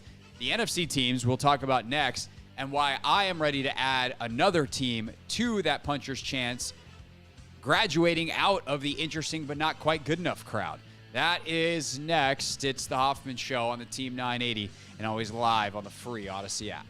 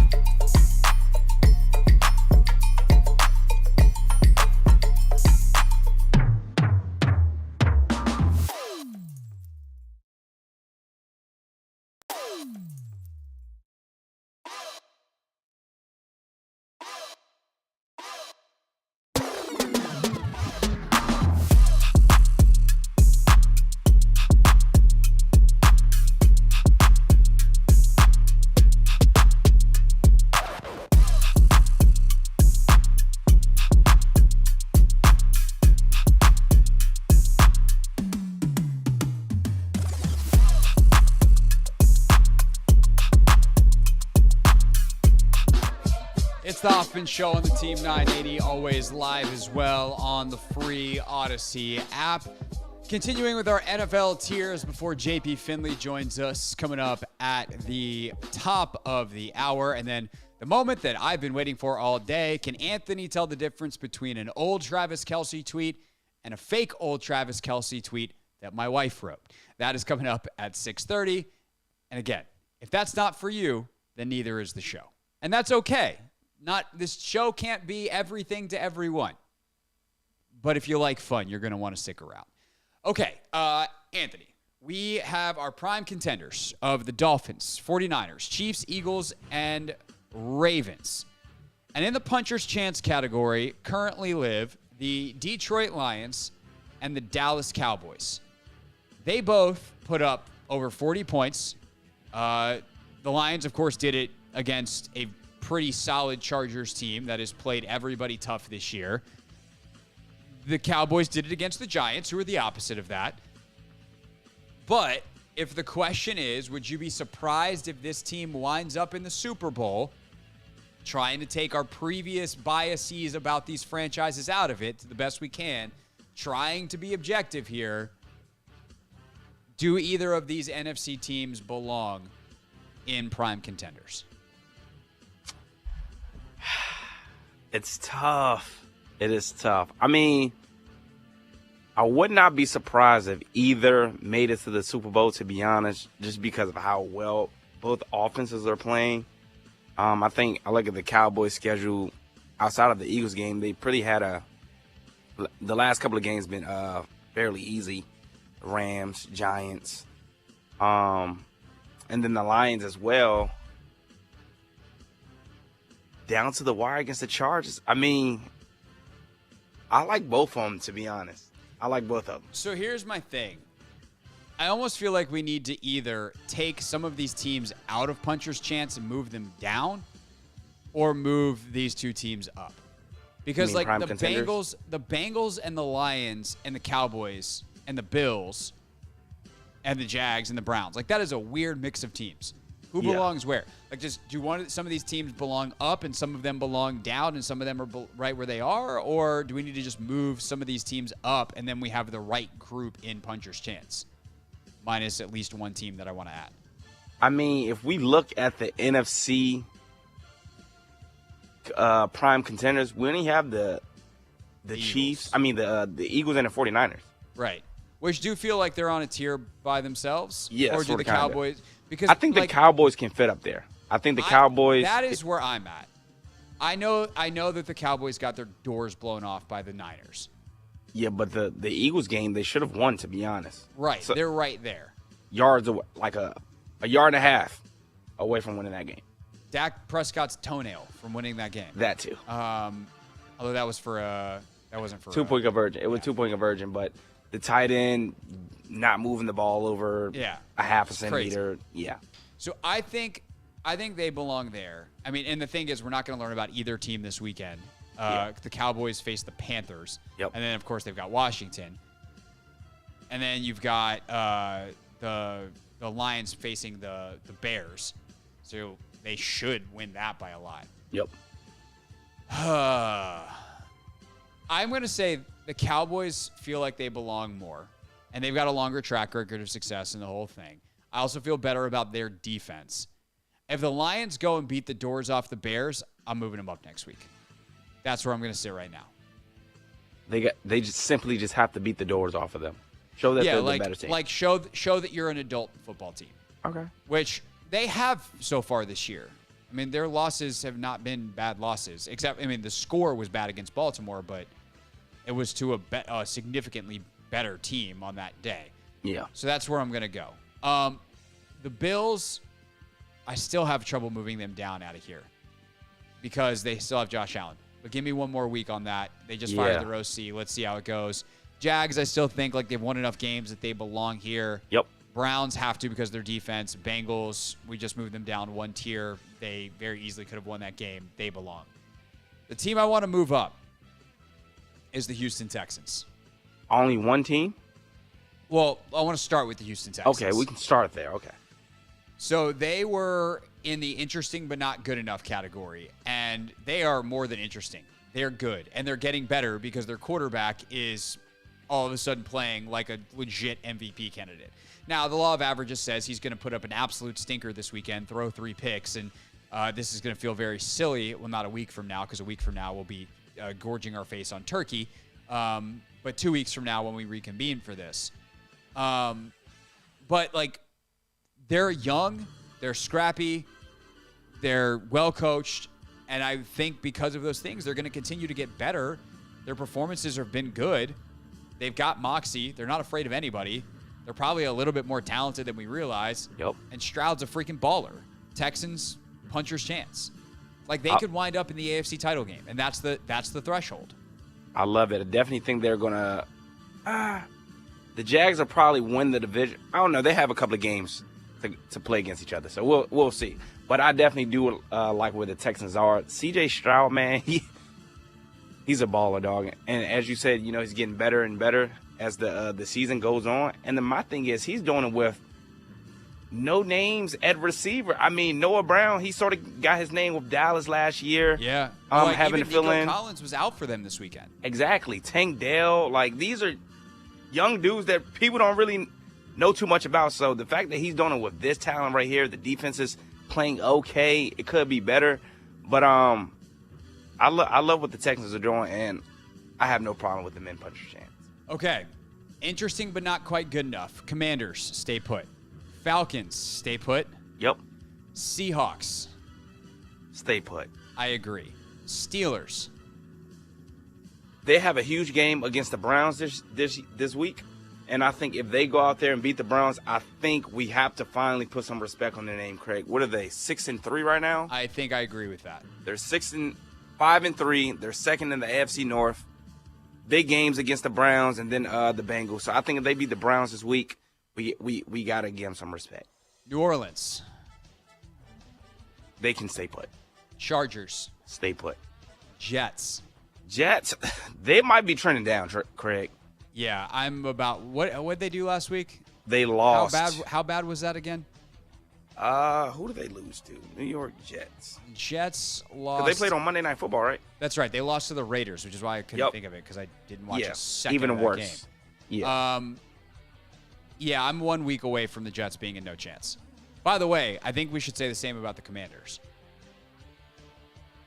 Oh, if they lose this week to the Giants? Well, I mean, if they lose to the Giants, then definitely. But if they get their doors blown off by the Cowboys on Thanksgiving and they give up 45 points, like, what more of this do we need to see from this defense to know that, like, they're not an actual playoff contender? Yeah, but it's also the Cowboys that they're going against. Sure, but, like, show you belong. Show you belong on the field. Your boys in Indy. I think they can stay put. Yeah. Green Bay stays put. Yep. Minnesota. Minnesota needs to move up, Craig. I've seen enough. You think Josh Dobbs? I've seen enough. Wow. I don't know that I can do that. What are they 6-4 right now, Craig? Yeah, they've won 6 in a row. Exactly.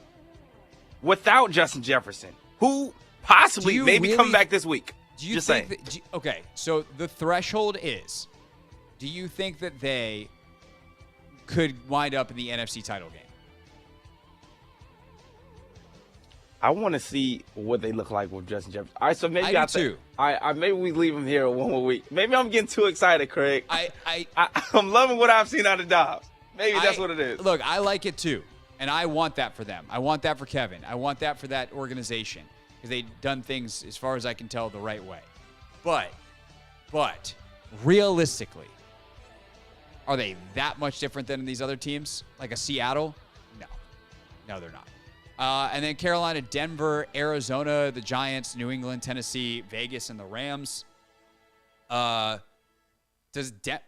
Denver's a week away from getting themselves out of this poop tier. To be honest, I think they deserve to move up. The last 2 games that they played, they beat the Chiefs and they beat the Bills. So I think it's fair to maybe put them up there where the Commanders are. Interesting, but That's quite fair. not good enough. That's fair. I think they've made enough noise. Yeah. As the season gets later, obviously some of these teams are going to need to come down because the games left, there's just like, no, they really have no chance. Mm-hmm. So teams are going to fall out of this tier fast over the next 3 weeks. Like when we do this actually 2 weeks from now, then there will be, I think, more teams that come out of this, and there's going to be more teams in no chance. But I think you're right. Denver, congratulations. You've graduated out of the basement. You're on the first floor. It's not very nice, but at least you're out of the basement.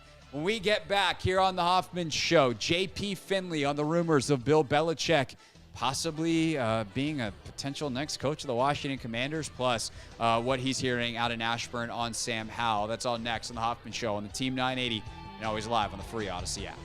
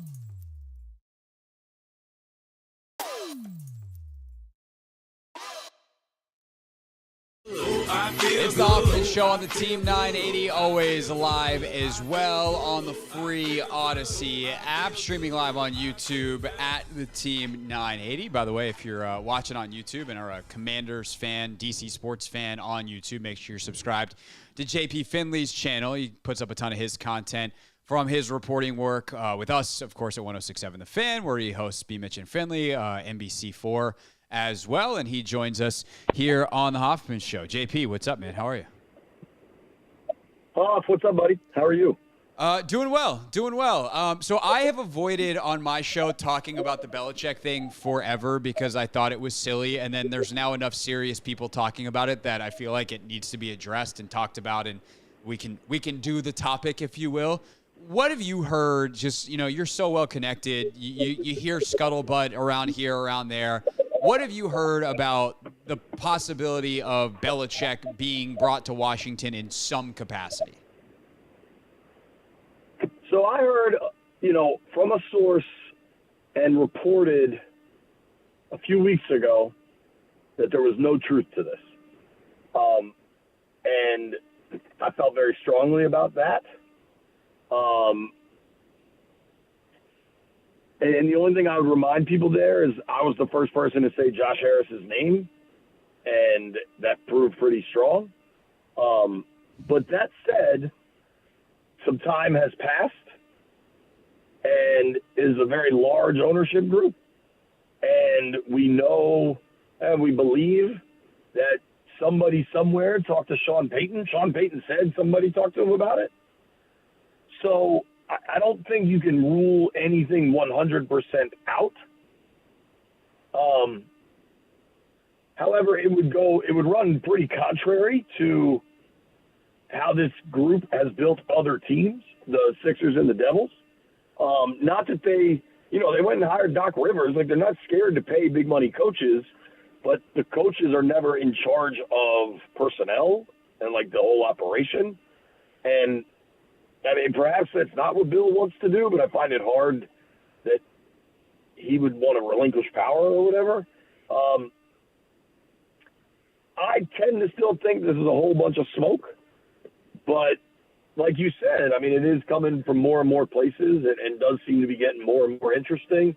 But I know definitively, I mean, I'd have to check my Twitter when I reported. Whenever the initial Florio report came out, right, I checked with someone and was told there's no truth to that.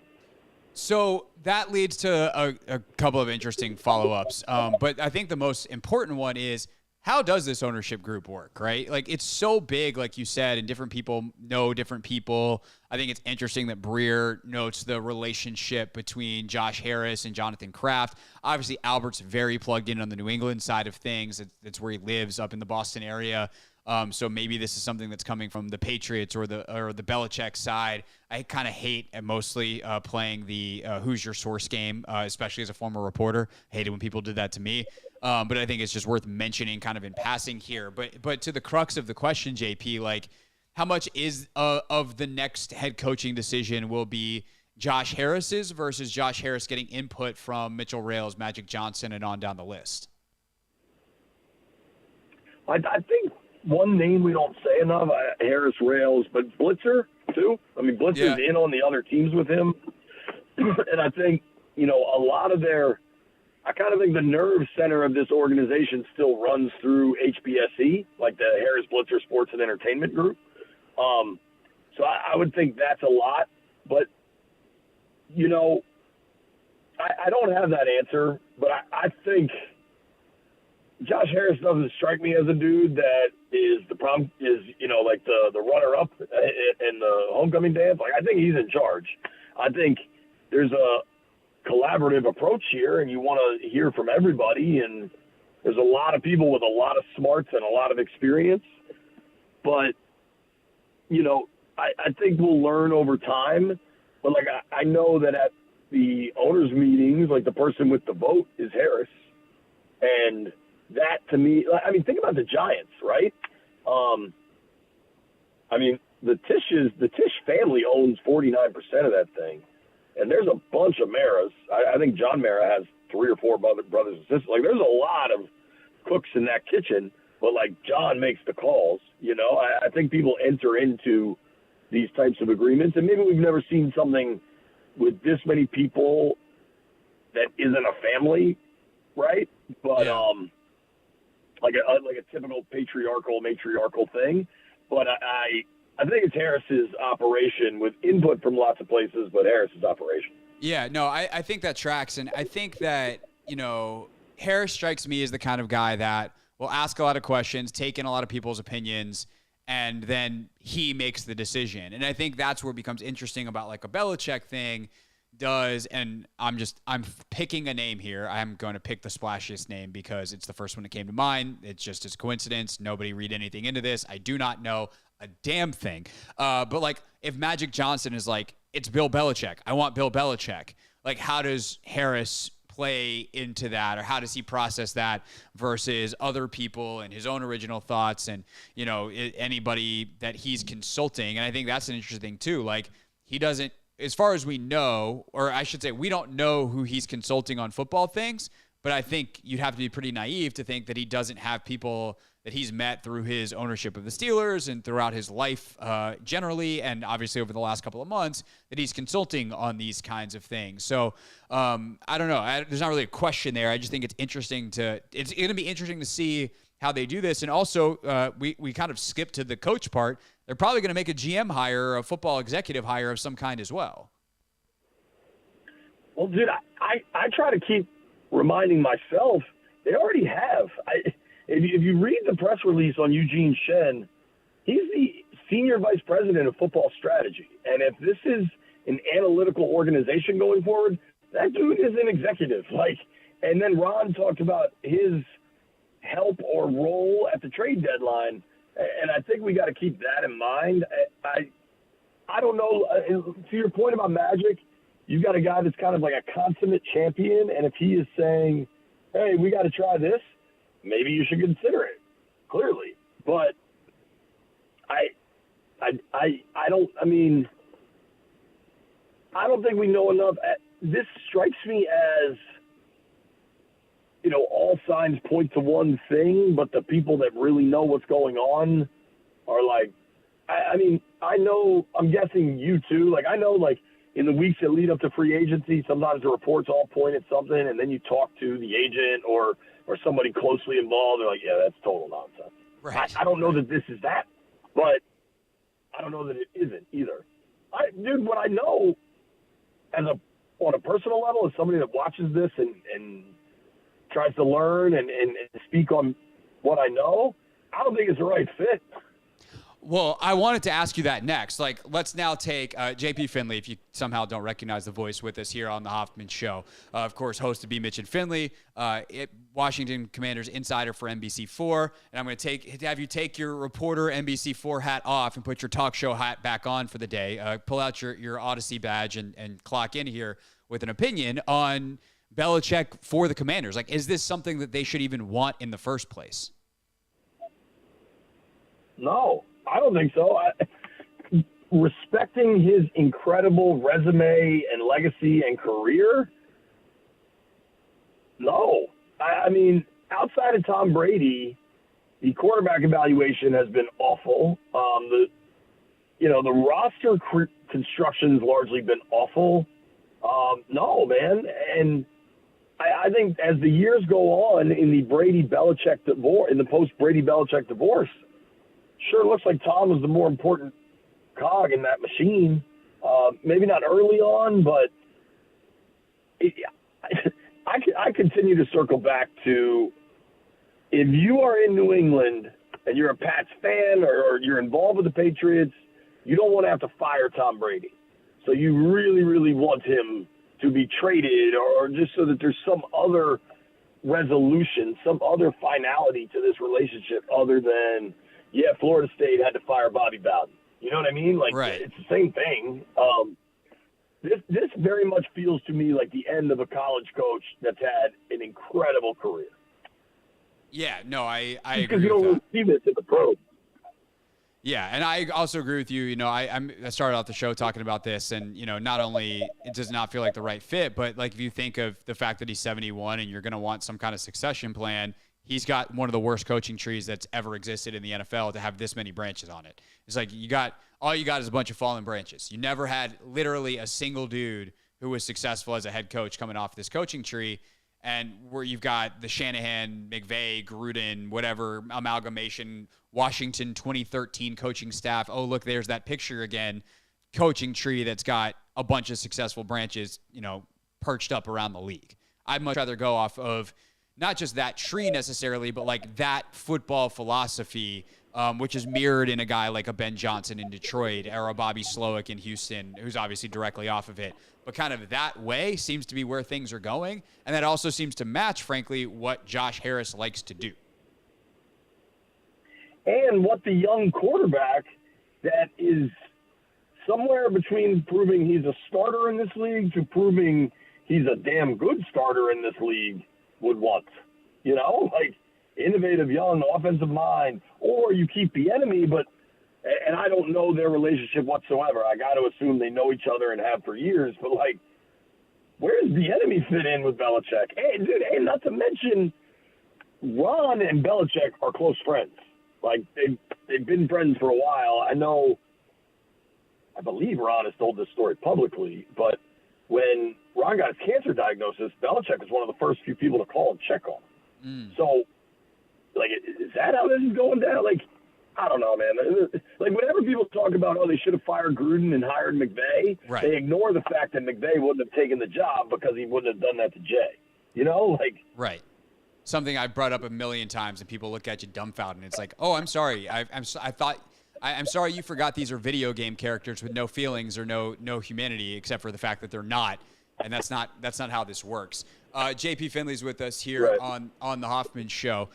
Speaking of that quarterback, away from the coaching stuff, in terms of what's next to the right now, one of the narratives that has come up very loudly, I feel like this week, as Ron has continued to just beat the Sam Howell drum every place he can possibly beat it, is the idea that they've been so pass heavy to get Sam extra reps, and that his rapid development the last couple of weeks is due to this massive, literally unprecedented amount of reps. As Ben Standig, our friend, wrote about this week in The Athletic, they're on pace to be the most pass-happy team since the year 2000, which is as far back as whatever database he was looking in goes. I think the True Media database. And I think that's silly. I think that you don't have to be this far one way, that these extra 70 reps that also resulted in a bunch of sacks or whatever the number is, didn't actually help Sam more than just running a good, solid 2023 fairly pass-heavy offense. Where do you come down on that, though, in terms of how the way they've run things this year has helped versus optimized Sam's development? That seems like really trying to spin something. I don't buy it. I think NFL coaches coach to win games, and that's all they care about and are consumed by, and that's why they sleep in their offices. The notion of development in the NFL is Frank Reich, right, was brought in to develop Bryce Young. I'd say there's a 50-50 shot he's getting fired because they don't win. I just – like, and if that it really is, we just wanted to throw everything at him so he'd come out the other side better. Did he get better in that first Giants game? Right. I don't think so. To me, it's a pretty flawed argument. I think it's a convenient way to look at perhaps some bad game plans early on, honestly. Perhaps it's true. I don't know that that's not the case. It would just run contrary to most of what I've seen from NFL coaches for a decade. No, I totally – and, that's the thing that kind of irks me to an extent. I know it's funny because I think there's probably been times when it's like, no, this is actually the right play and the best thing for the organization. Why haven't certain seasons more or less been thrown away in the name of development? But in the NFL, I've never, ever heard a coach say this or that doesn't matter. That could help us win more because this player is developing, even if it is a young quarterback. I cannot believe Rivera keeps going back to saying this out loud. Dude, if that is the situation, that they had him throw so much to develop him. Why on earth did he not play more last year? And so it's completely contradictory, but we hear plenty of completely contradictory things. I've heard that it's EB's plan to have him throw so much so that, they can then settle down and know what Sam is and know if that's the future. I find that hard to believe.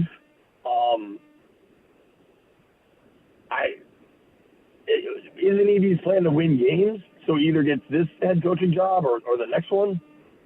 I think they threw the ball a ton because they think that's the way to win. And if the kid gets developed along the way, terrific. Yeah, and I think that they've probably gone overkill on that, but that's a different conversation for a different time. What kind of pressure I typically hate these questions, but we're at a point in the season, and considering what the Giants are, this feels like an actual real version of it. What kind of pressure is on them to win this weekend? Doc Walker, I think, has said it the best. He was on with us earlier this week, and he said, if they lose to the Giants, it's the apocalypse. And I mean, that Doc Walker is so understated. I really wish he'd just come out and say something every once in a while, I mean, dude, if they lose this weekend, they're 4-7. They're 0-4 in the division, and they've got Dallas and Miami coming up. Like, but dude, I've been saying this. I don't think they're going to lose. I think they're going to win. I think they're going to win kind of big. I think they can kind of get this Giants thing off their back, and a lot of it is a factor of just how bad I think the Giants are right now. Yeah, it feels. What was the Dallas game a couple years ago where Dallas was beat to hell and the Commanders just finally came out and killed them? And you're like, thank you, finally. That's what this weekend feels like to me. Yeah. I agree, man. I agree. It should. Now, Dallas on Thursday is a different story with how they're rolling right now, but we can I think that's a really bad matchup for them. Yeah, I think it's a bad matchup, and if I'm Ron Rivera, I'm a little bit scared, not just because of the matchup, but because there are 10 days between that and the next game, and, that's also been a time of year that he's coached his final game for an organization before, and I think we can leave that there for right now. JP Finley, B. Mitch and Finley, you can catch that 10 a.m. to 2 p.m. weekdays on 106.7 The Fan. JP, appreciate it, as always. Thank you, sir. No problem. I'll talk to you later. All right, that is JP Finley, of course, also the Commanders insider for NBC4 and host of the Beltway Football Podcast. Now, Anthony, are you ready for what is coming next? Are you ready for you to take on just an absolutely monumental challenge of radio nonsense? Craig, I want you to look me in the eye right here and ask me that one more time. Of course I'm ready, man. You didn't give me a chance to ask you. Okay. It was very rude of you. You set me up and then just pulled out the rug. If I was at the main studio instead of the home studio, I'd hit the Charlie Brown. I'm going to kick this football clear to the moon. Splat. Instead, I just recreated it. Coming up next, can Anthony tell the difference as they are swirling around the internet between a real old Travis Kelce tweet and a fake one that my wife wrote? That's next on The Hoffman Show.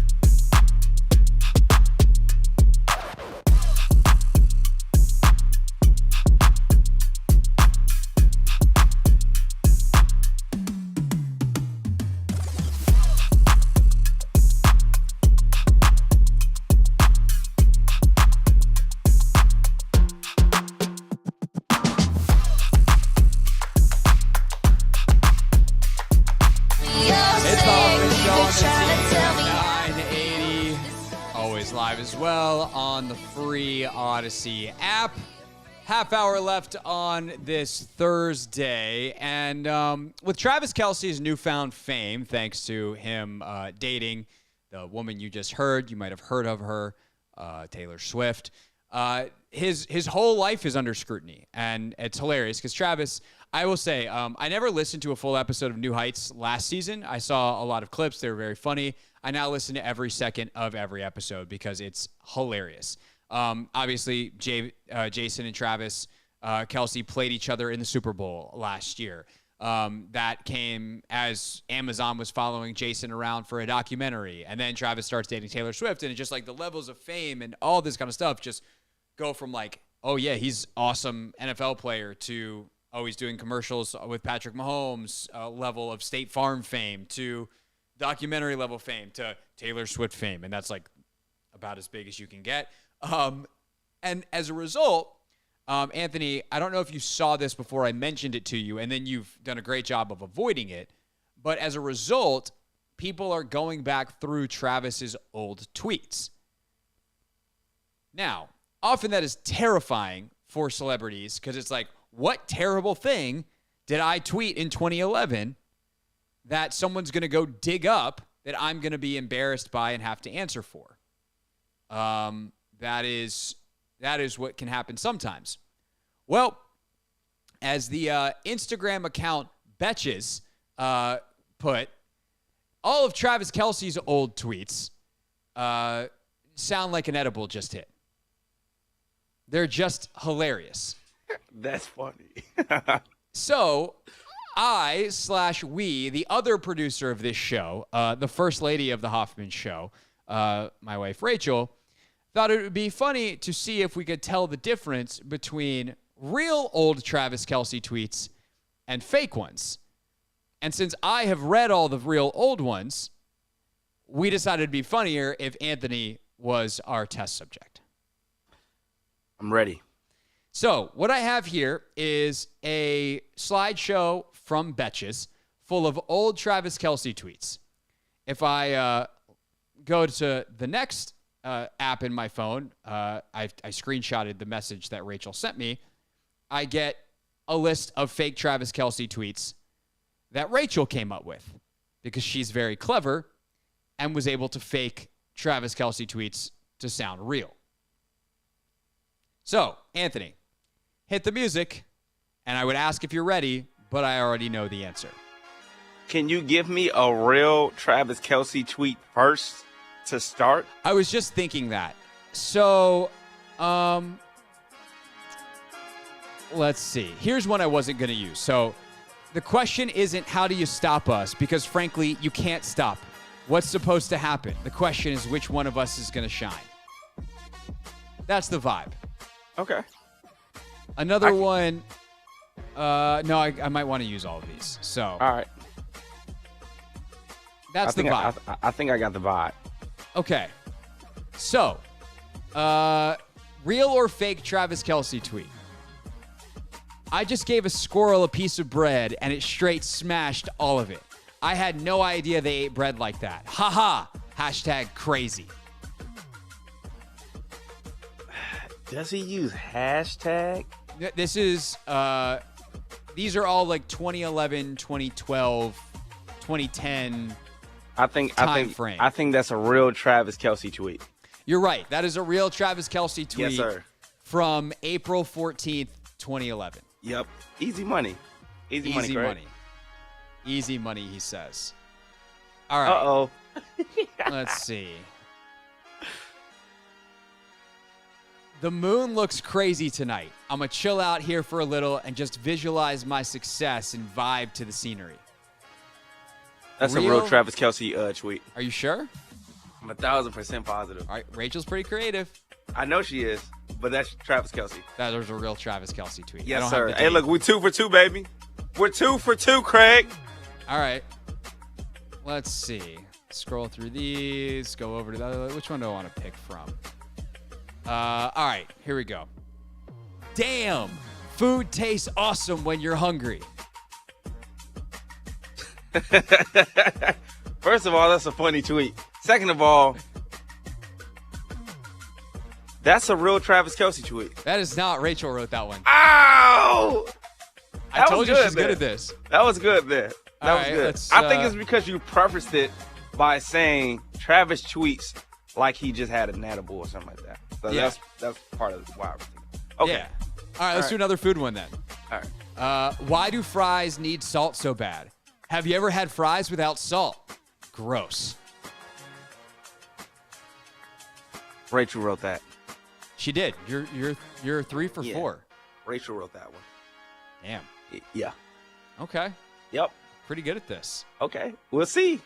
Let's see. All right, we actually got another food one. Up at Olive Garden with Papa. Had to grab the fettuccine with the chicken Alfredo. Hashtag schmackin'. Travis Kelce wrote that one. Yeah! Ah, there we go. There we go, baby. Like I'm doing a bad job hosting and mixing this up. Let's see. Where are... Oh, I need... All right. Oh, I know which one I want to read. Let's see. About to go go-kart race. Oh, sorry. About to go goat kart racing. Haha. Hope I fit in the cart. Goat spelled like baha, goat. That one makes me scratch my head a little bit. I'm thinking. All right, one more time. About to go goat kart racing. Haha. Hope I fit in the cart. That's a real Travis Kelce tweet. That is a real Travis Kelce tweet. Yes, sir. Yes, sir. All right. What about this one? Did you ever notice you can't spell algebra without the word bra? Ha ha ha ha ha ha ha ha ha ha. That's a lot of ha ha ha ha ha ha. It is, but he does a lot of that. Oh, he does? Yeah, he's got lots of stuff in the end, lots of ha-has, lots of hashtags. I'm going to say that's a Rachel tweet. Damn, you're crushing this game. Yes, sir. All right. I like that one, though. It's good. It's good stuff. Imagine you're Jesus and everyone gets presents on your birthday forever. Amazing. That's a Rachel Hoffman tweet. Are you sure? That is a Rachel Hoffman tweet. It's not. It's a Rachel Hoffman written Travis Kelce tweet. Yes. She did not tweet it, but she did write it. Yes. I'm actually very impressed. What are we at? 8 for 9, 7 for 8, something like that? I think, yeah, we're whatever it is. You only missed one so far. By the way, if you just joined us, Travis Kelce's tweets are blowing up on the internet, and we're testing Anthony if he can tell the difference between the real ones and the fake ones my wife wrote. And somehow he's actually doing a good job, which I actually think is my fault. I think it is too, Craig. Because I would, if you and Anthony, or if you and Rachel we had role reverse had planned this, I would be getting wrecked right now. Yeah. I'd be curious to know if you're listening to this, and are not like driving, and also still have Twitter. Tweet me at Craig Hoffman. I want to know how you're doing keeping score at home. Anthony, I feel like you're at the top of the leaderboard right now. Okay. I'm trying. I'm in love with sleep. That's the tweet? Yeah. I'm in love with sleep.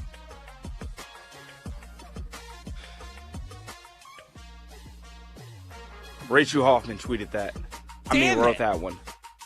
Yeah, that is correct. Travis Kelce real tweet. Nap time with I can't even count that many exclamation marks. But I don't know if you can see it now that the screen's too bright. Yeah, it was super bright. I think these are just good guesses, you know? Yeah, that 100%. Don't pretend like there's any strategy here. No, not at all. All right, we got two more. Although, did I read that one already? All right. I have no New Year's Eve plans and I hate it. What bleep am I supposed to do? New year, new me? Travis Kelce tweeted that. That's a Rachel Hoffman fake tweet. Hey, that was a good one. Sucker! That was a good one. All right, last one. That gave me Travis Kelce vibe for sure. New year, new me. She's good at it. Yes. That was a good trick. Last but not least, the moon looks crazy tonight. I'm gonna chill out here for a little and just visualize my success and vibe to the scenery. You read that one already. I did. Okay, and I think I got it was. I think I got that one wrong. I think I said Travis Kelce, but I think you said it was Rachel. No, it's the other way around. It's that's Travis. See, they're so good that you can't even remember what you guessed the first time. I definitely don't remember. That's here was the last one that I didn't read. Watching an old school Bruce Lee movie with some Chipotle in my lap, feeling nice and relaxed before I go study for this exam.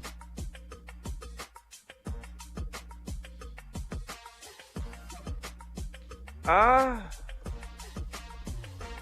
going out with a bang. Travis Kelce wrote that one. Yeah, that a boy. There we go. So he missed two. Yeah. Missed two. Although I'm saying that's mostly my fault. I did a bad job of mixing and matching.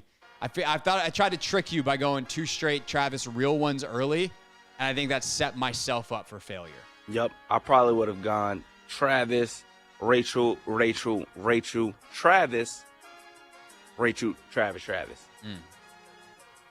That's our very silly game. Let us know how you did scoring at home at Craig Hoffman on Twitter. You can also just do that. Just tweet me. We don't need to put that on any other social medias. I need to have a bombardment of all my inboxes. If you don't have Twitter, that's fine. Just come see us at Capital One Arena tomorrow and tell us in person.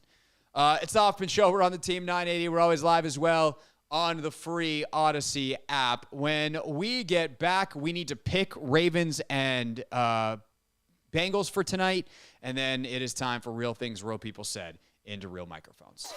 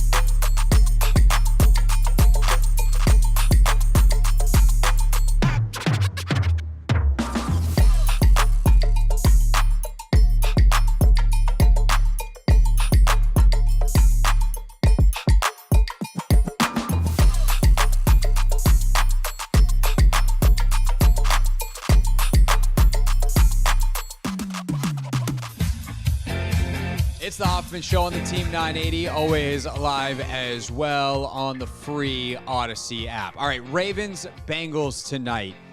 Ravens coming off the really tough loss to the Browns over the weekend. Bengals coming off the tough loss to the Texans. Short turnaround, Anthony. I have no idea who I want to pick. Actually, I do. I'm firm in my pick no matter what you do. So, do you want to pick first, or do you want me to? No, I would love to hear you pick first, Craig, because I think am I we're going to influence you? That's no. I know who I'm picking. Okay. No brainer, actually, over here. Baltimore Ravens tonight. There we go. You going on my MVP candidate? Yeah, you going on my guy? I think the Ravens are a better football team, and if I'm going to play the law of averages, I think Baltimore bounces back, and they're probably pretty ticked. I mean, they looked really good through like a quarter and a half, and then they blew it. So can they put it back together? I think so. Cincinnati's still not at full strength, right? No T. Higgins tonight. Nope. So I think that Baltimore takes us. Yeah, I think I'm going to go with the Ravens as well. Also, Lamar has dominated the Bengals in his career. I think he only has one loss against them. And I think that continues tonight. I think they also just look to get back on track. Again, as you already alluded to, they blew a 15-point lead against the Browns, and they definitely should have closed them out. Had a lot of plays left out there on the field. So I think the Ravens pick up, try to get back on track. Yeah. Before we get to real things, just something that's kind of blowing up on the internet right now that I think, I don't know. I don't have, super strong thoughts on it. I mean, I do, but, I'm not going to say anything original here. Have you seen this Carissa Thompson thing? Carissa Thompson. I saw her name trending, but I didn't click on her name because it's been busy today. Carissa, who hosts for Amazon and who I've had a lot of respect for throughout her career, admitted on a podcast, something that she's apparently admitted before and it didn't get any attention last time, and she probably should have left it that way, that in the past she has made up sideline reports.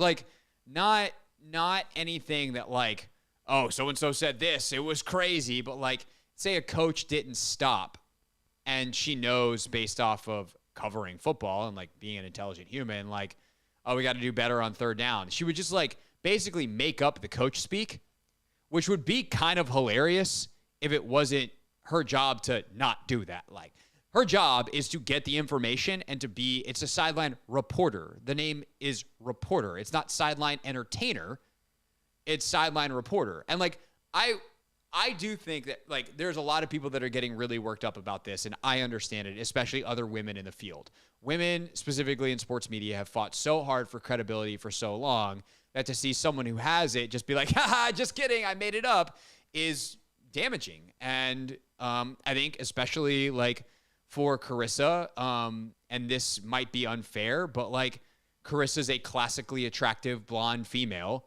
And so there's a lot of people that think that she has that job for that reason. And when you're yeah, I don't actually do the work, that's not good. That's not good for her. That's not good for her bosses. That's not good for anybody else. And I think there's a lot of people that are really upset that are not that, especially other women who are not that are not 5'10", blonde, and have done some modeling on the side that are if I did that, I'd be fired instantly. And she's just bragging about it on a podcast, and I get that.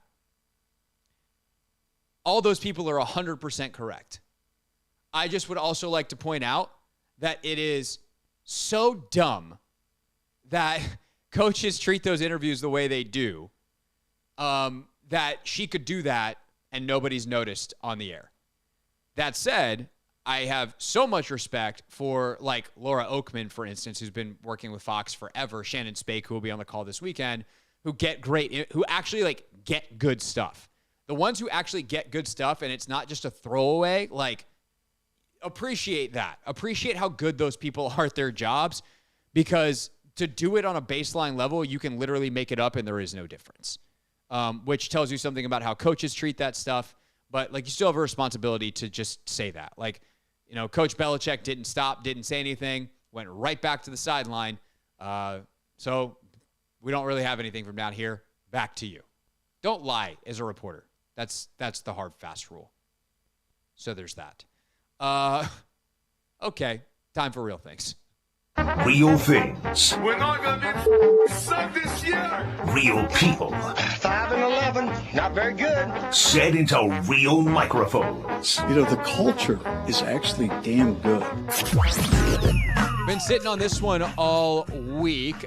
Biggest star in college basketball is Caitlin Clark from Iowa, who is off to another torrid start this year. By the way, big Terps game tonight. Terps and UConn. Paige Becker's return for UConn. Very excited for that this evening. But Caitlin Clark grew up not with a basketball hero, but a soccer hero. The legendary U.S. Women's National Team forward Mia Hamm. And before her game over the weekend, Caitlin Clark was given a gift. All right. Oh, no way. Stop. Oh, what? Oh, my gosh. Oh, my gosh. No way. No way. She was literally my idol growing up. That's so cool. Oh, my gosh. So fun watching you play. Keep being you. Can't wait to see you change the world. What?